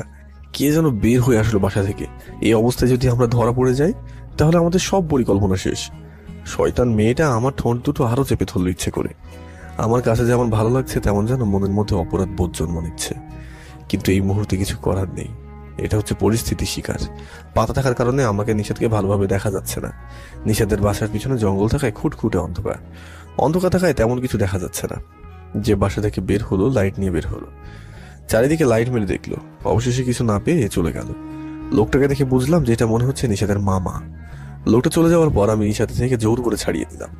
আমি ওর উপর থেকে উঠে যেতে ও বাস্তবে ফিরল। কি হলো, সরে গেলেন কেন? লোকটা তো চলে গেল গাল ভর্তি দাড়ি নিয়ে। ওটা কি আপনার মামা হয় নাকি? আচ্ছা, ওনার মাথায় কি কোনো কাটা দাগ আছে? এমনিতে তো মামার গাল ভর্তি দাঁড়িয়ে আছে। আসলে আপনি তো দেখছেন চারপাশে গাছপালা ঘিরে রেখেছে, এই কারণেই দিনের বেলায়ও অন্ধকার মনে হচ্ছে জায়গাটা, তাই আমি ভালো করে লোকটিকে দেখতে পাই নাই। ওকে, আচ্ছা ওঠেন। আমি উঠে যাওয়ার পর নিশাত আমার দিকে হাত বাড়ালো। আমার হাত ধরে নিশাত শোয়া থেকে দাঁড়ালো। এরপর আমরা পিছনে দরজাটা খোলা থাকায় ঢুকতে কোনো অসুবিধা হয়নি। নিশাত আমাকে ওর পিছনে পিছনে আসতে বলল। আমি নিশাতকে অনুসরণ করে তার পিছু পিছু যেতে লাগলাম। হঠাৎ একটা রুম থেকে কে যেন বের হলো, তাই আমি নিশাতের এক হাত টেনে ধরে পাশের দেওয়ালের ওপাশে নিয়ে গেলাম। এবার আমি এক হাতে দেওয়ালের সাথে নিশাতকে আড়াল করে আছি। নিশাত আমার দিকে এক দৃষ্টিতে তাকিয়ে আছে। ওর নিঃশ্বাস যেন আরো ঘন ঘন হয়ে গেছে। ওর মুখের গরম নিঃশ্বাস আমার উপরে পড়ছে। এরপর আমি আস্তে আস্তে বললাম যে, এইভাবে কি দেখেন? আপনাকে দেখি আপনি এত কিউট যে কখনো আমি আপনাকে ভালো করে খেয়ালই করিনি, কিন্তু আজ আপনাকে ভালো করেই দেখলাম। ও হ্যালো, আমরা এখানে কেন এসেছি ভুলে গেলেন নাকি? না না, কিছু বলি নাই আমি। ওকে, যাওয়া যাক। ওয়েট ওয়েট, ওই দেখেন ওই মহিলাটা তো এখনো দাঁড়িয়ে আছে। আচ্ছা, ওটাকে? ওটা আমার মামি। মামি উপরে চলে যাচ্ছে, আমার সাথে আসেন। নিশাতের মামি উপরে চলে যাওয়ার পর নিশাত আর আমি চুপি চুপি উপরে উঠে নিশাত আমাকে টানতে টানতে একটা খুব অন্ধকার রুমে নিয়ে গেল। এখানে তো একটু আলো নেই, আমার এবার নিজের কাছেও ভয় লাগছে। আমাকে কোথায় নিয়ে আসলেন নিশাত? এই ম্যাডাম, আমাকে আপনি কোথায় নিয়ে আসলেন? চুপ চুপ, আরো আস্তে কথা বলেন। মামা মামি জেগে গেলে সবকিছু শেষ হয়ে যাবে। আপনি যে এত ভীতু আমি আগে জানতাম না। ওকে, ভয় পাবেন না, এই রুমটা আমার রুম।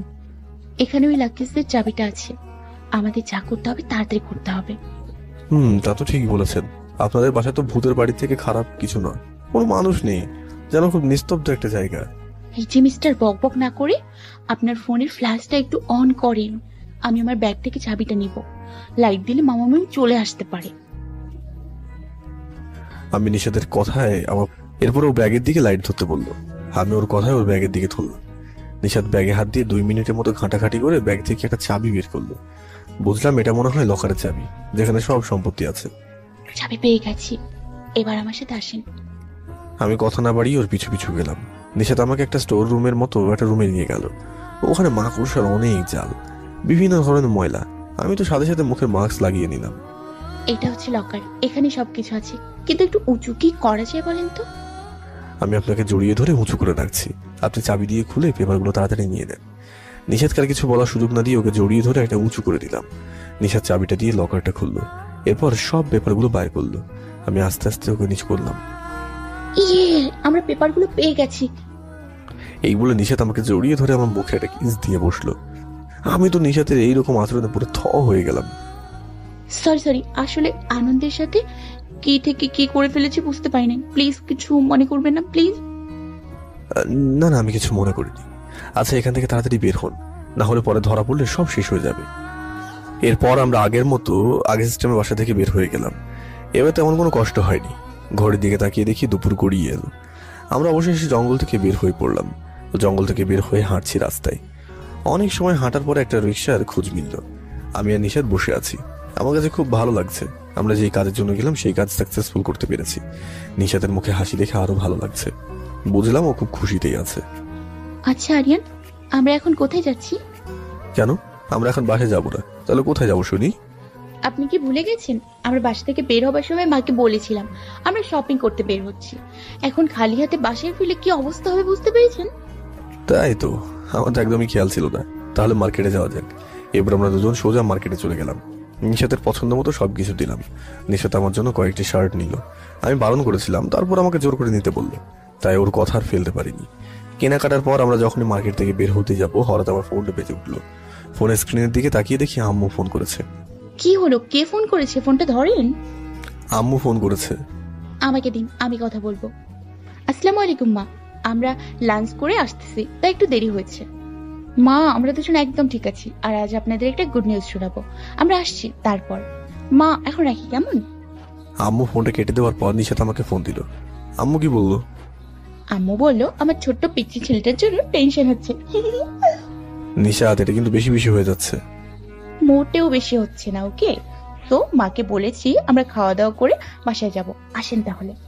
এবার মার্কেট থেকে বের হয়ে একটা ভালো হোটেলে ঢুকলাম। এরপর আমরা দুজন খাওয়া দাওয়া করে বিল মিটিয়ে রিক্সাতে উঠলাম। এইভাবে 15 মিনিট পর বাসার কাছাকাছি চলে আসলাম।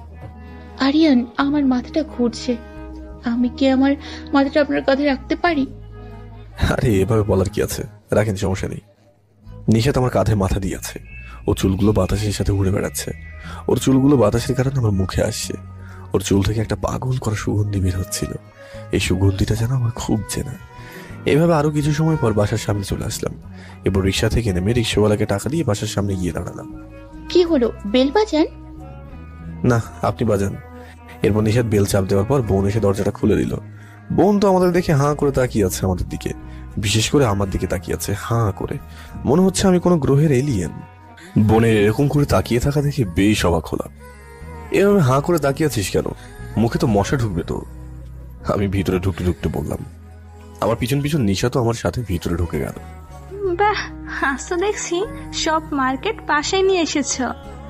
আম্মু নিশাতের দিকে ফিরে এই কথাটা বলল। নিশাত আমার দিকে একবার তাকিয়ে প্যাক থেকে কি যেন বের করলো। হঠাৎ একটা শাড়ি বের করে আম্মুকে দিল আর বলল যে, এই নিন মা আপনার। আরে এসবের কি প্রয়োজন ছিল? আমরা মার্কেটে গেছি শুধু কি আমাদের জন্য নাকি? সবার জন্য গেছি। এই মিয়া আপু, এই ধরো, এটা তোমার জন্য। মিহা তো নিশাতের হাত থেকে প্যাকেটটা নিল। ওর মুখে হাসি ফুটেছে। আমি বরাবরের মতো নিশাতের দিকে তাকিয়ে আছি। আমি জানি নিশাতের আম্মুকে আর মিহা অনেক ভালোবাসে, তবুও ওর যত কাজগুলো দেখেছি ততই আমি অবাক হচ্ছি। কারণ নিশাত খুব ভালো একটা মেয়ে। একটা মেয়ে যে এতটা ভালো হতে পারে আমার আগে জানা ছিল না। আম্মুর কথায় আমার ধ্যান ভাঙলো। নিশাত, তুমি আমাকে বলেছিলে ফোনে তুমি নাকি কিসের গুড নিউজ দেবে। তা অবশ্যই বলবো এখন। নিশাত আমার দিকে তাকিয়ে আমাকে বলল, আমি বলবো নাকি ও বলবে পুরো ঘটনাটা? আমি বললাম নিশাতকে বলতে। তাই নিশাত ফার্স্ট থেকে লাস্ট পর্যন্ত সবকিছু আম্মু আর বোনকে খুলে বলল। বিশ্বাস করেন, এখানে যদি আরিয়ান না থাকতো আমি কিছুই পারতাম না। এই কাজটার পেছনে সমস্ত অবদান শুধুমাত্র ওনার। নিশাতের কথা শুনে আম্মু আমার কাছে এসে আমার কপালে একটা কিস করলো আর বলল যে, আমি আমার ছেলেটাকে নিয়ে খুব ধন্য, কারণ আমার ছেলে সবসময় সবার ভালো দেখে আসছে। তাও আমি আমার ছেলেকে কত বকাঝকা করি। আহা আম্মু, আমি কি ছোট বাচ্চা নাকি? দেখো, এসব বাদ দাও তো। তোমরা খেয়েছো তো? আমরা খেয়েছি। যাই হোক, তোমরা উপরে গিয়ে রেস্ট করো। রাতে তোমার সাথে আর নিশাতের সাথে আমার পার্সোনাল কিছু কথা আছে। পার্সোনাল কথা? কি পার্সোনাল কথা? আরিয়ান, এখন যেতে বলছি। আম্মু একটু উচ্চস্বরে কথাটা বলল, তাই আমি এক দৌড় দিলাম, সোজা আমার রুমে চলে আসলাম। সারাদিন একটু দৌড়াদৌড়ি করার কারণে শরীরটা যেন দুর্বল লাগছে, তাই ফ্রেশ হয়ে বিছানায় গিয়ে শুয়ে পড়লাম। এরপর ঘুমের রাজ্যে হারিয়ে গেলাম। কতক্ষণ যে ঘুমিয়েছিলাম ঠিক জানি না, তবে যখন ঘুম ভাঙলো তখন ঘড়ির দিকে তাকিয়ে দেখি প্রায় সন্ধ্যা নেমে এসেছে। ওয়াশরুমে ঢুকে হাত মুখ ধুয়ে ছাদে চলে গেলাম। আজকের আকাশটা খুব মেঘলা, হালকা হালকা মেঘে কোনো তারা দেখা যাচ্ছে না। মনে হচ্ছে দুনিয়াটা পুরো অন্ধকার নেমে এসেছে। হঠাৎ আকাশ থেকে একটা বাজ পড়লো, ঝুমঝুম করে বৃষ্টি নামলো আকাশ থেকে। এই বৃষ্টিতে ভিজলে হয়তো জ্বরও আসতে পারে, তাই তাড়াহুড়ো করে নিচে চলে গেলাম। নিচে গিয়ে দেখি সবাই নিচে উপস্থিত হয়ে আছে, হয়তো আমার অপেক্ষা করছে। আরিয়ান, এতক্ষণ কোথায় ছিলে? আমি তোমার রুমে গিয়েও দেখে আসলাম, তা পেলাম না যে। আম্মু, একটু ছাদে গিয়েছিলাম তাই আর কি। স্যার, তোমরা এভাবে সবাই বসে আছো কেন? আমি বলছি সবাইকে উপস্থিত থাকার জন্য। কেন আম্মু, কি হয়েছে? আবার কোনো সমস্যা হলো না তো? আরিয়ান, তুমি একটু কথা বলো বেশি, চুপ থাকতে বলছি না। আম্মুর কথা শুনে আমি চুপ করে আছি। হঠাৎ আম্মু বললো যে, আরিয়ান, দুপুর বেলায় বলছিলাম তোমাকে আর নিশাদকে একটা কথা বলার ছিল, সেই কথাটা এখন বলবো। তোমরা কি কথাটা শোনার জন্য প্রস্তুত আছো? কি এমন কথা যে এমন ভাবে প্রস্তুত হতে বলছো? আমি একটু নার্ভাস হয়ে কথাটা বললাম। কথাটা হলো, আমি তোমাদের না জানিয়ে নিশাত আর আরিয়ান, তোমাদের দুজনের বিয়ে ঠিক করে ফেলেছি। হোয়াট? কি বলছো এসব আম্মু? আমি জানতাম তুমি এটা বলবে, তবে আমার কিছু যাই আসে না। তোমাদের বিয়ের সামনে শুক্রবারেই, এটাই আমার ফাইনাল কথা। কিন্তু কোনো কিন্তু শুনতে চাই না আমি। নিশাদকে দেখলাম আম্মুর মুখ থেকে কথাটা শুনে এখান থেকে উপরে চলে গেল দৌড় দিয়ে। হয়তো নিশাদ লজ্জা পেয়েছে।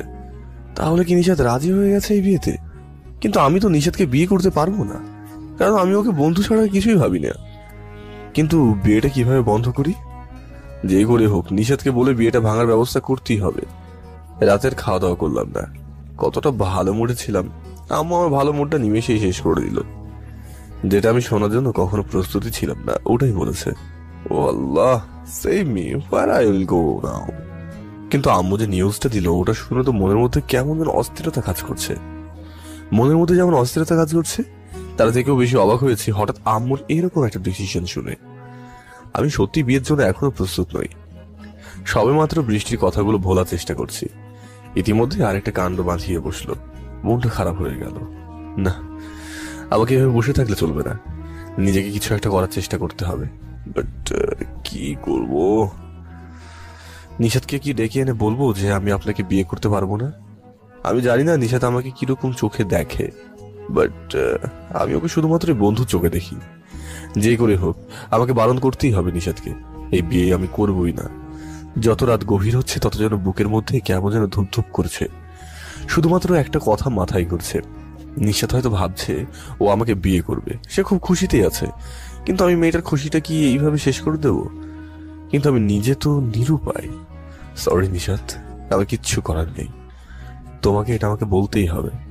রাত 1টা বাজতে চললো, সবাই ঘুমিয়ে গেছে, সবকিছু একদম নিস্তব্ধ হয়ে গেছে। আমার চোখে এখনো ঘুম নেই, মাথা ভর্তি এক টেনশন নিয়ে বসে আছি। দূর, ভালো লাগে না, টেনশনের জ্বালায় ভালোভাবে ঘুমোতেও পারছি না। এই সময় চা খেতে ইচ্ছে করছে, কিন্তু এত রাতে চা কোথায় পাবো? নিচে গেলে অবশ্যই চা বানিয়ে খাওয়া যায়, কিন্তু মনটা খারাপ থাকায় আর গেলাম না। ওয়াশরুমে গিয়ে চোখে মুখে পানি দিলাম, এরপর আয়নার সামনে নিজেকে দাঁড়িয়ে বললাম যে কাল যা হওয়ার হবে, আমাকে সবকিছু বলতে হবে নিশাতকে, আমি এই বিয়েটা করবো না। এরপর বিছানায় গিয়ে বসলাম। রাত 2টা ছুঁই ছুঁই, বিছানায় গায়ে এলিয়ে দিলাম।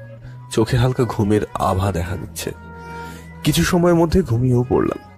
যখন ঘুম ভাঙলো তখন যেন চোখে কিরকম একটা আলো পড়ছে, তাই আমি তাড়াহুড়ো করে উঠে দেখি যে জানালা দিয়ে সূর্যের আলো আমার মুখে এসে পড়ছে। কিন্তু আমার রুমে জানালা তো বন্ধ করা ছিল, রুমে জানালাটা খুললো কে? ভাবনা জগতে চলে গেলাম। হঠাৎ রুমে কারো উপস্থিতি টের পেলাম। মাথার পিছন ফিরে ঘুরিয়ে দেখি যে নিশাত একটা শাড়ি পরেছে, একটু বেগুনি রঙের, আর হাতে সকালের নাস্তা সহ রুমে ঢুকলো। আমি ওকে দেখে যতটা না অবাক হচ্ছি, ওর কাজগুলো দেখে আরো বেশি গুণ অবাক হচ্ছি। না না, এইসব কি ভাবছি আমি? কি হয়েছে আমার? আমি কেন নিশাতের উপর এত দুর্বল হয়ে পড়ছি? না না, আমাকে এত দুর্বল হলে চলবে না, নিজেকে যথাযথভাবে শক্ত রাখতে হবে। কি ব্যাপার, আপনি এত সকালে আমার রুমে নাস্তা নিয়ে কি করছেন? নিশার টেবিলের উপর নাস্তা রেখে আমার দিকে ফিরে বলল যে কেন, আমি কি রুমে আসতে পারি না? আচ্ছা, আমি আপনার রুমে আসলে আপনি এরকম করেন কেন? মনে হচ্ছে আমি আপনার কোনো মূল্যবান জিনিস ছিনিয়ে নিচ্ছি।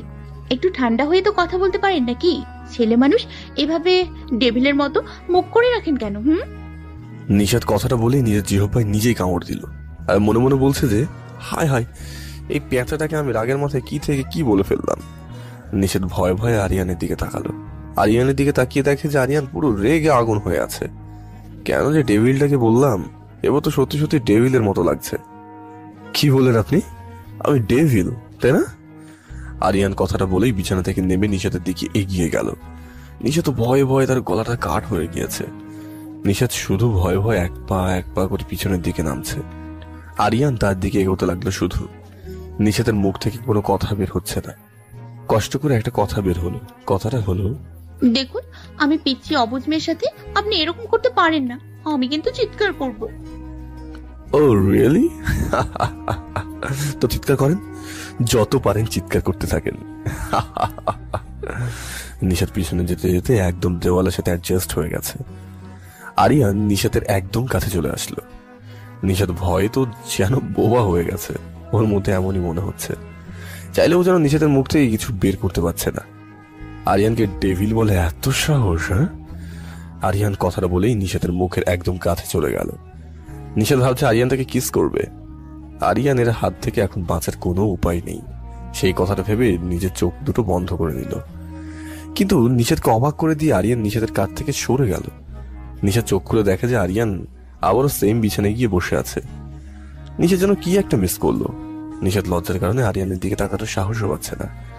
অবশেষে লজ্জা মাখা মুখে আরিয়ানকে বলল যে খাবারগুলো ঠান্ডা হয়ে যাচ্ছে, তাড়াতাড়ি ফ্রেশ হয়ে খেয়ে নেবেন, মা ডাকছে, আমি গেলাম। 1 মিনিট। নিশাত রুম থেকে বের হওয়ার জন্য মাত্রই পা ফেলবে, তখনই আরিয়ানের পিছন থেকে ডাক। আর সেই ডাকটা শুনেই বুকটা ধুপ করে উঠল। পিছন থেকে আবার ধরবে না তো? নিশাত ভয়ে ভয়ে আরিয়ানকে বলল যে জি বলেন। সন্ধ্যার সময় খাওয়া দাওয়ার পর ছাদে আসবেন, আপনার সাথে আমার কিছু কথা আছে। ওকে, ঠিক আছে। নিশাত আরিয়ানের কথা শুনে তার মনের মধ্যে কিছুটা সুস্থ বোধ করলো। আর একটু হলেও তো নিশাত হার্ট অ্যাটাক করতো না। লোকটাকে যতটা খারাপ ভাবি আমি, ততটা খারাপ না। ধর, আমি খারাপ কেন ভাববো? ওর মতো মানুষ এখন খুঁজে পাওয়া সত্যি অনেক ভাগ্যের ব্যাপার। নিশাত আরিয়ানের কথা ভাবতে যেন লজ্জায় শেষ। নিশাত আরিয়ানের রুম থেকে বের হয়ে বড় একটা নিঃশ্বাস নিয়ে বলছে, যাক বাবা, ডেভিলটার থেকে বাঁচা গেল।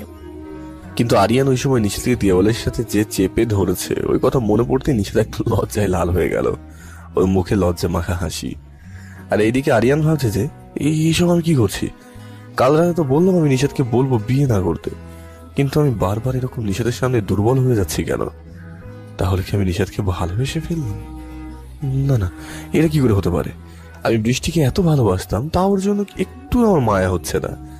নিশাদের সাথে অল্প কয়েকদিন হলো পরিচয়, তার মধ্যে ওর জন্য এত ভাবনা আমার মনে কেন জাগে? এইসব উত্তর তো একমাত্র নিশাদও আমাকে দিতে পারে। যে করে হোক আমাকে নিশাদের সাথে আলাদা করে কথা বলতেই হবে। আরিয়ান এসব ভাবতে ভাবতে মাথা চুলকাতে ওয়াশরুমে চলে গেল। এইদিকে নিশাদ কিছুক্ষণ আগে যে ঘটনাটা ঘটলো ওটা মন থেকে সরাতে পারছে না। নিশাদ ওটা যত বেশি মনে করছে তত তার কাছে লজ্জা লাগছে। ওর মুখে লজ্জার হাসি, এই দুইটা ছাপ ভালোভাবে দেখা যাচ্ছে। আরিয়ানের আম্মু সেটা খেয়াল না করলেও আরিয়ানের বোন মিহা বিষয়টা ঠিকই খেয়াল করেছে যে নিশাদ কিছু একটা নিয়ে ভাবছে, আর নিজে নিজে মুচকে মুচকে হাসছে। নিশাদ মিহার কণ্ঠ শুনে ভাবনা জগৎ থেকে বাস্তবে ফিরল। কি আপু? ও সরি, এখন তো আপু না, আমার ফিউচার ভাবি। এত কি ভাবছো গো শুনি? কি যে বলো না তুমি, কি আর ভাববো, এমনি আর কি। ও মা, আমার ভাবিটা বুঝি আজকাল এমনিতেই ভাবে? ভাবার বিষয় তো। ভাবি, কথা লুকিয়ে লাভ নেই। ভাইয়ের সাথে বুঝি কিছু হয়েছে? মিহা, এবার কিন্তু বেশি হয়ে যাচ্ছে, খুব দুষ্ট হয়ে গেছো তাই না? মাকে গিয়ে বলবো নাকি? ও মাই কিউট ভাবি, এভাবে রাগ কেন করো? তোমার একটা মাত্র ননদ, তাও তুমি এরকম রাগ করে কথা বলছো? মাই কিউট ননদ, তোমার ভাইয়ার সাথে আমার কিছু হয়নি, বুঝেছো? অনেক কাজ আছে, এবার উঠি। নিশাদ মিহা থেকে উঠে মনে মনে বলল যে হায় আল্লাহ, কিরকম ফ্যামিলি এটা! ভাই যেরকম হাজারটা প্রশ্নের মধ্যে ফেলে, বোনও তো দেখছি সেম। যাক, একদিক দিয়ে নিশাতের মন তো অনেক ভালো, কিন্তু এদিকে আরিয়ানের অবস্থা খুব খারাপ। আরিয়ান ভাবছে আমি তো এবার সত্যি হার্ট অ্যাটাক করবো। কিছুতেই নিশাদকে চোখের সামনে থেকে সরাতে পারছি না। চোখ বন্ধ করলে যেন নিশাতের হাসি মাখানো মুখখানা আমার সামনে ভেসে আসে। আরিয়ান সারাদিন এসব ভাবনায় ডুবেছিল। সকালবেলা শেষ হয়ে দুপুর ঘনিয়ে আসলো। দুপুরে আরিয়ান কোনো রকম কারোর সাথে তেমন কথা না বলে খাওয়া দাওয়া করে উপরে চলে আসলো, কারণ আরিয়ান তার আম্মুর উপরে খুব রাগ করে আছে। আম্মুর উপরে আরিয়ানের যতই রাগ থাকুক না কেন, মুখ ফুটে বলবে না কিছু, কিন্তু নিজে নিজে মনের ভিতরে কষ্ট পাবে। বিকেলবেলা আরিয়ান ছাদে বসে আছে। শহরের গাড়ির শব্দ আর দক্ষিণ দিক থেকে বাতাস বইছে। আকাশে হালকা মেঘও জমেছে। পরিবেশটা অনেক সুন্দর, এটা অনেক ভালো লাগছে আরিয়ানের কাছে। হঠাৎ আরিয়ান কারো ছাদে আসার উপস্থিতি টের পেল। আরিয়ান পিছনে ফিরে দেখলো যে এটা আর কেউ নয়, নিশাত।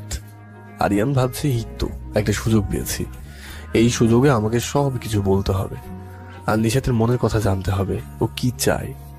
নিশাত আরিয়ানকে ছাদে দেখে একটু ভয় পেল। নিশাত ভাবছে যে উনি এই সময় ছাদে কি করছে। দূর, যেখানে যায় ডেভিলটার সামনে আমাকে পড়তে হয়। ভয় পেলে হবে না, বিয়ের পর তো ওর সামনে সবসময়ই থাকতে হবে। তাহলে এখন থেকে অভ্যেস করে নিলে ভয়টা মন থেকে চলে যাবে। তাও নিশাতের হাত পা ভয়ে কাঁপছে, এমন কেন হচ্ছে নিশা ছেলে নিজেও বুঝতে পারছে না। আরিয়ান ছাদের কোণা থেকে নিশাতের কাছে এগিয়ে আসলো। নিশাত তো ভয় একদম চুপ হয়ে গেল। ছাদে আসলেন? আমি তো আপনারই অপেক্ষায় ছিলাম। আপনাকে কিছু বলার আছে আমার। জি বলুন, কি বলবেন? আমাকে বিয়ে করার জন্য আম্মু বলছে, আর অমনি আপনি রাজি হয়ে গেলেন।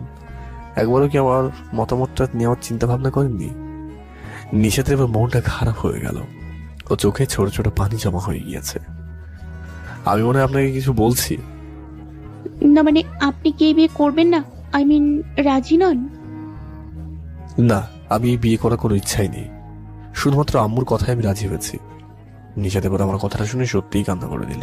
আমি জানতাম এরকম কিছু একটা হবে, কিন্তু একটা কথা সত্য, আজ আপনাকে বাধ্য হয়ে বলতে হচ্ছে।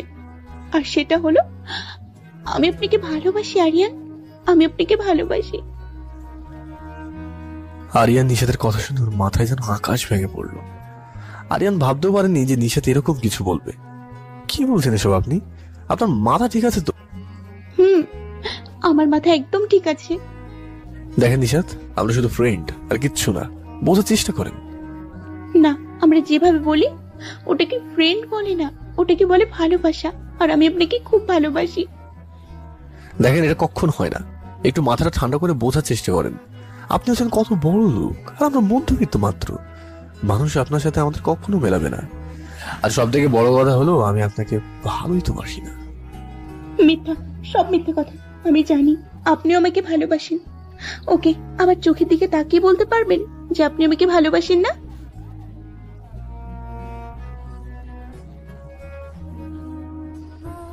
জানতাম আপনি চুপ করে থাকা ছাড়া আর কিছুই এখন পারবেন না, কারণ আপনিও আমাকে ভালোবাসেন তাই। না, আপনার মনের ধারণা ভুল। দেখেন, আমি কাল আম্মুর সাথে কথা বলে আপনার বাসায় আপনাকে দিয়ে আসবো। আর আমাদের মধ্যে যা কিছু আম্মু ঠিক করেছে সবকিছুর জন্য আমি ক্ষমা চেয়ে নেব। এত স্বার্থপর কিভাবে হলেন আপনি? আমাকে যাতে এত দূরে ঠেলে দিয়েছেন, তাহলে ওই দিন জঙ্গল থেকে ওই জানোয়ারগুলোর হাত থেকে আমাকে বাঁচিয়েছিলেন কেন? ওরা যদি আমাকে কুকুরের মতো খেয়ে ফেলতো, মনে হয়তো তখন ভালো ছিল। আমি জানতাম আপনি এরকম কিছু একটা আমাকে বলবেন, তাই আমিও আপনার জন্য একটা গিফট নিয়ে এসেছি। এই দেখেন। কি এটা? এটা তো বিষের বোতল মনে হচ্ছে। ঠিক ধরেছেন, এটা একটা বিষের বোতল। আমাকে যেহেতু চলেই যেতে হবে, এমনিতেই আপনাদের ছাড়া, বিশেষ করে আপনাকে ছাড়া বাঁচা অসম্ভব। এর আগেই নিজে মরে যাওয়া অনেক ভালো। একদম না, আমি বলছি বোতলটা আমাকে দিয়ে দেন প্লিজ। না, আগে বলেন আপনি আমাকে ভালোবাসবেন। আরে নিশাত, পাগলামি করবেন না, বোতলটা আমার কাছে দিয়ে দেন। ওকে, আমরা এই বিষয় নিয়ে পরে আলোচনা করব, এখন বোতলটা প্লিজ আমার কাছে দিন। না, আমি 1 থেকে 3 পর্যন্ত গুনবো। এর ভেতরে আপনি যদি আমাকে ভালোবাসি না বলেন, তাহলে একটা মানুষ এখন আপনার সামনে এখন পৃথিবী থেকে চিরবিদায় নেবে। আমি বলছি তো, এটা নিয়ে আমরা পরে কথা বলবো। ও আচ্ছা, তার মানে আপনি বলবেন না? ওকে, 1 2 3। 3 বলার পর নিশাত যখনই মুখে দিতেই যাবে, আরিয়ান বলল যে ওকে ওকে ওকে, আচ্ছা আচ্ছা বেশ, আমি আপনাকে ভালোবাসি, প্লিজ খাবেন না। না না, আমি আপনাকে ভালোবাসি নিশাত। নিশাত আরিয়ানের মুখ থেকে ভালোবাসি কথাটা শুনতে দেরি, কিন্তু জড়িয়ে ধরতে দেরি করেনি। নিশাত বোতলটা ফেলে দিয়ে আরিয়ানকে জড়িয়ে ধরলো জাপটে। নিশাতের কান্নার কারণে আরিয়ানের পুরো শার্ট একদম ভিজে গেছে। আরিয়ান এই মুহূর্তে আর কি করবে? বেচারা কিছু না পেরে নিশাতকে জড়িয়ে ধরলো। অবশেষে নিশাত তার ভালোবাসা জয় করে নিল। শুরু হলো তাদের নতুন জীবনের নতুন পথ চলা। নিশাত আরিয়ান দুজনকে জড়িয়ে ধরে আছে। আরিয়ান অবশেষে নিশাতের কাছে হার মানল, কারণ আরিয়ান বুঝতে পারছিল যে নিশাতের জন্য ওর মনে যা কিছু এসেছে সব এমনি এমনি আসেনি, ভালোবাসার কারণেই এসেছে। আরিয়ান মুখে না বললেও নিজের মনে অজান্তে নিশাতকে ভালোবেসে ফেলেছে। জানেন, এখন আমার নিজেকে পৃথিবীর সবচেয়ে সুখী, ভাগ্যবান মনে হচ্ছে। কেন? এরকমটা কেন মনে হচ্ছে? কারণ ভালোবাসার মানুষকে নিজের করে পাওয়া, এটা থেকে আর মূল্যবান কিছু পাওয়ার নেই, বুঝেছেন? জি বুঝেছি। এবার তো ছাড়েন, ছাড়া যে কেউ এসে যাবে তো। এই চুপ, কেউ আসলে কি হয়েছে? আমি কি অন্য কাউকে জড়িয়ে ধরেছি নাকি? আমি তো আমার বরকে জড়িয়ে ধরেছি। কিন্তু আমাদের তো এখনো বিয়ে হয়নি। বিয়ে হয়নি তো কি হয়েছে? বিয়ে হবে তো। দেখেন, এত ঘুরিয়ে পেঁচিয়ে প্রশ্ন করবেন না প্লিজ। আমি এখন আপনাকে ছাড়ছি না। অনেক কষ্ট দিয়েছেন আমাকে। কি মনে করেছেন আপনাকে আমি এত সহজে ছেড়ে দেবো? তাই বুঝি? ওকে, শক্ত করে ধরে রাখেন। আপনি আমার সাথে মজা করছেন তাই না? না, আপনার একটা কথা শুনে না না হেসে পারছি না। আবারও হাসছেন? কি এমন কথা যে সব দাঁত একসাথে বের করে হাসছেন? না এমনি, থাক বাদ দেন এটা। নিষেধ আর কিছু বলতে যাবে, তখনই হঠাৎ পাশ থেকে কারো হাসির শব্দ শুনে নিষেধ আমাকে তাড়াতাড়ি করে ছেড়ে দিল। এরপর ছেড়ে দিয়ে পিছন ফিরে তাকিয়ে দেখে যে মিহা আমাদের এই অবস্থায় দেখে হাসছে। আমরা দুজনে বেশ লজ্জায় পড়ে গেলাম। নিশা তো নিজের দিকে তাকিয়ে আছে, আমিও না বোঝার ভান করে পিছন দিকে তাকিয়ে আছি। এ মা, আমি এসে ভুল করে ফেললাম তাই না? ইস ভাবি, আমার কথাটা মিলল তো? বলছিলাম না তোমার সাথে ভাইয়ার কিছু চলছে। ওকে, তোমরা আবার রোম্যান্স শুরু করো, আমি গেলাম তাহলে। ও হ্যাঁ, আবার বেশি ফুল মোডে যেও না, বাসর রাতের জন্য কিছু বাকি রেখো। মিহা কথাটা বলে নিষেধকে আর কিছু বলার সুযোগ না দিয়ে ছাদ থেকে দৌড় দিয়ে নিচে চলে গেল। মিহা চলে যাওয়ার পর আমি আবার নিশাতের দিকে তাকালাম। নিশা তো আমার দিকে তাকিয়ে আছে, ও চোখে মুখে অনেক মায়া। ও চোখ যেন আমায় কিছু বলতে চাইছে। জি, কিছু বলবেন? কখন আমাকে ছেড়ে যাবেন না তো আরিয়ান? কথা দেন আমাকে। না, কখনো আপনাকে ছেড়ে যাব না, কথা দিলাম। কথাটা বলার সাথে সাথে আকাশে একটা বাজ পড়লো। নিষাদ ভয় পেয়ে সোজা আমার বুকে এসে মুখ লুকালো। বাজ পড়ার পর ঝুমঝুম করে বৃষ্টি শুরু হলো। আমি আর নিষাদ দুজনে বৃষ্টিতে ভিজতে লাগলাম। নিষাদ আমাকে ছেড়ে দিয়ে আমার চোখের পানি মুছছে ওর হাত দিয়ে, আমিও চোখের পানি মুছছি। এরকম করে এক পর্যায়ে অনেক সময় ধরে দুজন মিলে অনেক দুষ্টুমি করলাম। এরপর নিশাদের একটা হাত ধরে টান দিলাম আর নিশাদ সোজা আমার বুকে এসে পড়লো। নিশাদ আমার দিকে তাকিয়ে আছে, ওর ঠোঁট তো খুব কাঁপছে, ওরে হালকা একটা বৃষ্টির পানি। বৃষ্টির কারণে চুলগুলো ভিজের মুখের কাছে চলে আসলো। আমি আমার হাত দিয়ে চুলগুলোর মুখ থেকে সরিয়ে দিলাম। এরপর ওর মুখে হাত দিলাম। ওর মুখে হাত দিতেই নিশা চোখটা বন্ধ করে দিল। এরপর আমি ওর মাথায় হাত দিয়ে ওর কপালে ভালোবাসার পরশ রেখে দিলাম।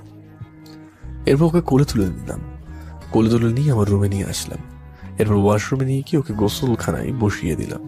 এরপর ঝর্ণার পানি ছেড়ে দিলাম। আরিয়ান কি করছেন? চুপ, আমরা এখন গোসল করবো। কিন্তু নিশাদ কিছু একটা বলতে গিয়েও বলতে পারলো না, কারণ তার আগে আমি তাকে চুপ করিয়ে দিয়েছি। ঝর্ণার পানিতে নিশাদ আর আমার পুরো শরীরটা ভিজে একদম জবজব হয়ে গেছে। আমি ওর মুখের কাছে আমার মুখটা নিয়ে গেলাম। নিশাদ তার নিঃশ্বাস যেন আরো ঘন ঘন করে ফেলছে। আমি নিশাদের মুখে হাত দিয়ে ও যেন কেঁপে উঠলো। তারপর ওর ঘাড়ে একটা কিস দিলাম। হঠাৎ মনে হলো এই না, আমি বিয়ের আগে নিশাদের সাথে এইসব কি করছে এগুলো, এটা আমার একদম উচিত হচ্ছে না। আমি নিশাদকে সাথে সাথে ছেড়ে দিলাম। নিশাদ হঠাৎ আরিয়ানের ছোঁয়া না পেয়ে চোখটা মেলে দেখে আরিয়ান অন্যদিকে ফিরে আছে। কি হলো আপনার? থেমে গেলেন কেন? নিশাদ, আমরা যা করছি এটা খুব খারাপ। আমাদের এখনো তো বিয়েই হয়নি। বিয়ের পর স্বামী স্ত্রীর মধ্যে এসব হলে সমস্যা নেই, কিন্তু বিয়ের আগে না এসব করা একদমই উচিত না। তো আপনি গোসল করে রুমে চলে যান। আম্মু না হলে আপনাকে খুঁজতে খুঁজতে আমার রুমে চলে আসবে, আর এসে যদি এই অবস্থায় দেখে খুব খারাপ ভাববে। আমি বাইরে আছি, আপনি গোসল করে নিন, ঠিক আছে? নিশাদ আরিয়ানের বিহেভ দেখে যতটা না অবাক হলো, তার থেকে তার কথাগুলো শুনে অনেক খুশি হলো। কারণ আরিয়ানের মতো নিশাদকে কেউ বুঝবে না, তাই তো নিশাদ আরিয়ানকে এত ভালোবাসে। এরপর নিশাদ গোসল সেরে তার রুমে চলে যায়। এরপর আরিয়ান ওয়াশরুমে ঢুকে গোসল করে নেয়। এইভাবে দুজন দুজনের কেয়ারের মাধ্যমে আরো কয়েকদিন চলে যায়। আজ আরিয়ানের আর নিশাদের বিয়ে। দেশে এখন মহামারী থাকায় বড় করে কোনো অনুষ্ঠান করেনি, ছোট্ট করে বিয়েটা হয়ে গেল। নিশাদ বাসর রাতে বসে আছে আরিয়ানের জন্য। আরিয়ান রুমের দরজার সামনে দাঁড়িয়ে আছে।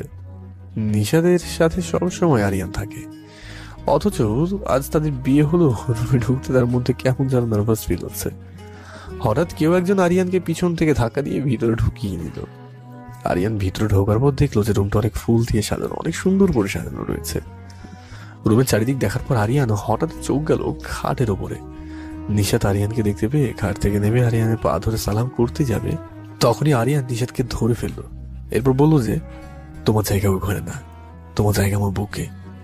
এই বলে নিশাদকে আরিয়ান তার বুকে টেনে নিল। এরপর তারা দুজনে অজু করে 2 রাকাত নফল নামাজ পড়ে নিল। তাদের বাকি জীবন যাতে তারা সুখে শান্তিতে থাকতে পারে তার জন্য আল্লাহর কাছে দোয়া করলো। এরপর দুজনে চেঞ্জ হয়ে নিশাদ গিয়ে আগে বিছানায় বসে পড়লো। আরিয়ান আস্তে আস্তে বিছানায় গিয়ে বসলো। নিশাদ এবার খুবই লজ্জা পাচ্ছে। কি হলো, কিছু বলছে না যে? কি বলবো, আপনি বলেন, আমি শুনছি তো। আপনি খুশি তো নিশাদ? না না মানে খুশি না আপনি? না, আমার তো এখনো সবকিছু পাওয়া হয়নি। আমাকে তো পেয়েছেন, আর কি চান? সত্যি যা চাই তাই দেবেন? বলে তো একবার দেখেন। এদিকে আসেন, কানে কানে বলি। আসলে আমার না আপনার মতো এরকম আরেকটা আরিয়ান চাই, দেবেন? কথাটা বলে নিশাদ একদম লজ্জায় লাল হয়ে গেল। ওইলে বাবাইলে, আমার একমাত্র বইয়ের কথা কখনো কি ফেলতে পারি? তাহলে শুরু করে। এ মা, কি শুরু করবো? আমি নিশাদকে রাগানোর জন্য কথাটা বললাম। কি পোলারে, এটারে তো সবকিছু বলে দিতে হয়। লাইট অফ করলাম, নাও এবার স্টার্ট। Okay start. আমি আমার বউয়ের কথায় আমাদের বেবিকে আনতে যাচ্ছি। সবকিছু অন্ধকার, দেখা যাচ্ছে না কিছু। আমরা কিন্তু স্টার্ট করলাম, আপনারা আবার স্টার্ট করতে যেন না। স্টার্ট করতে হলে বিয়ের পরে স্টার্ট করেন, কেমন? আজকের গল্প এখানেই শেষ। দেখা হবে নতুন একটা গল্পে। নেক্সট গল্পের জন্য সবাই অপেক্ষা করুন। ধন্যবাদ সবাইকে। সবাই ভালো থাকবেন, সুস্থ থাকবেন, 5 ওয়াক্ত নামাজ পড়বেন।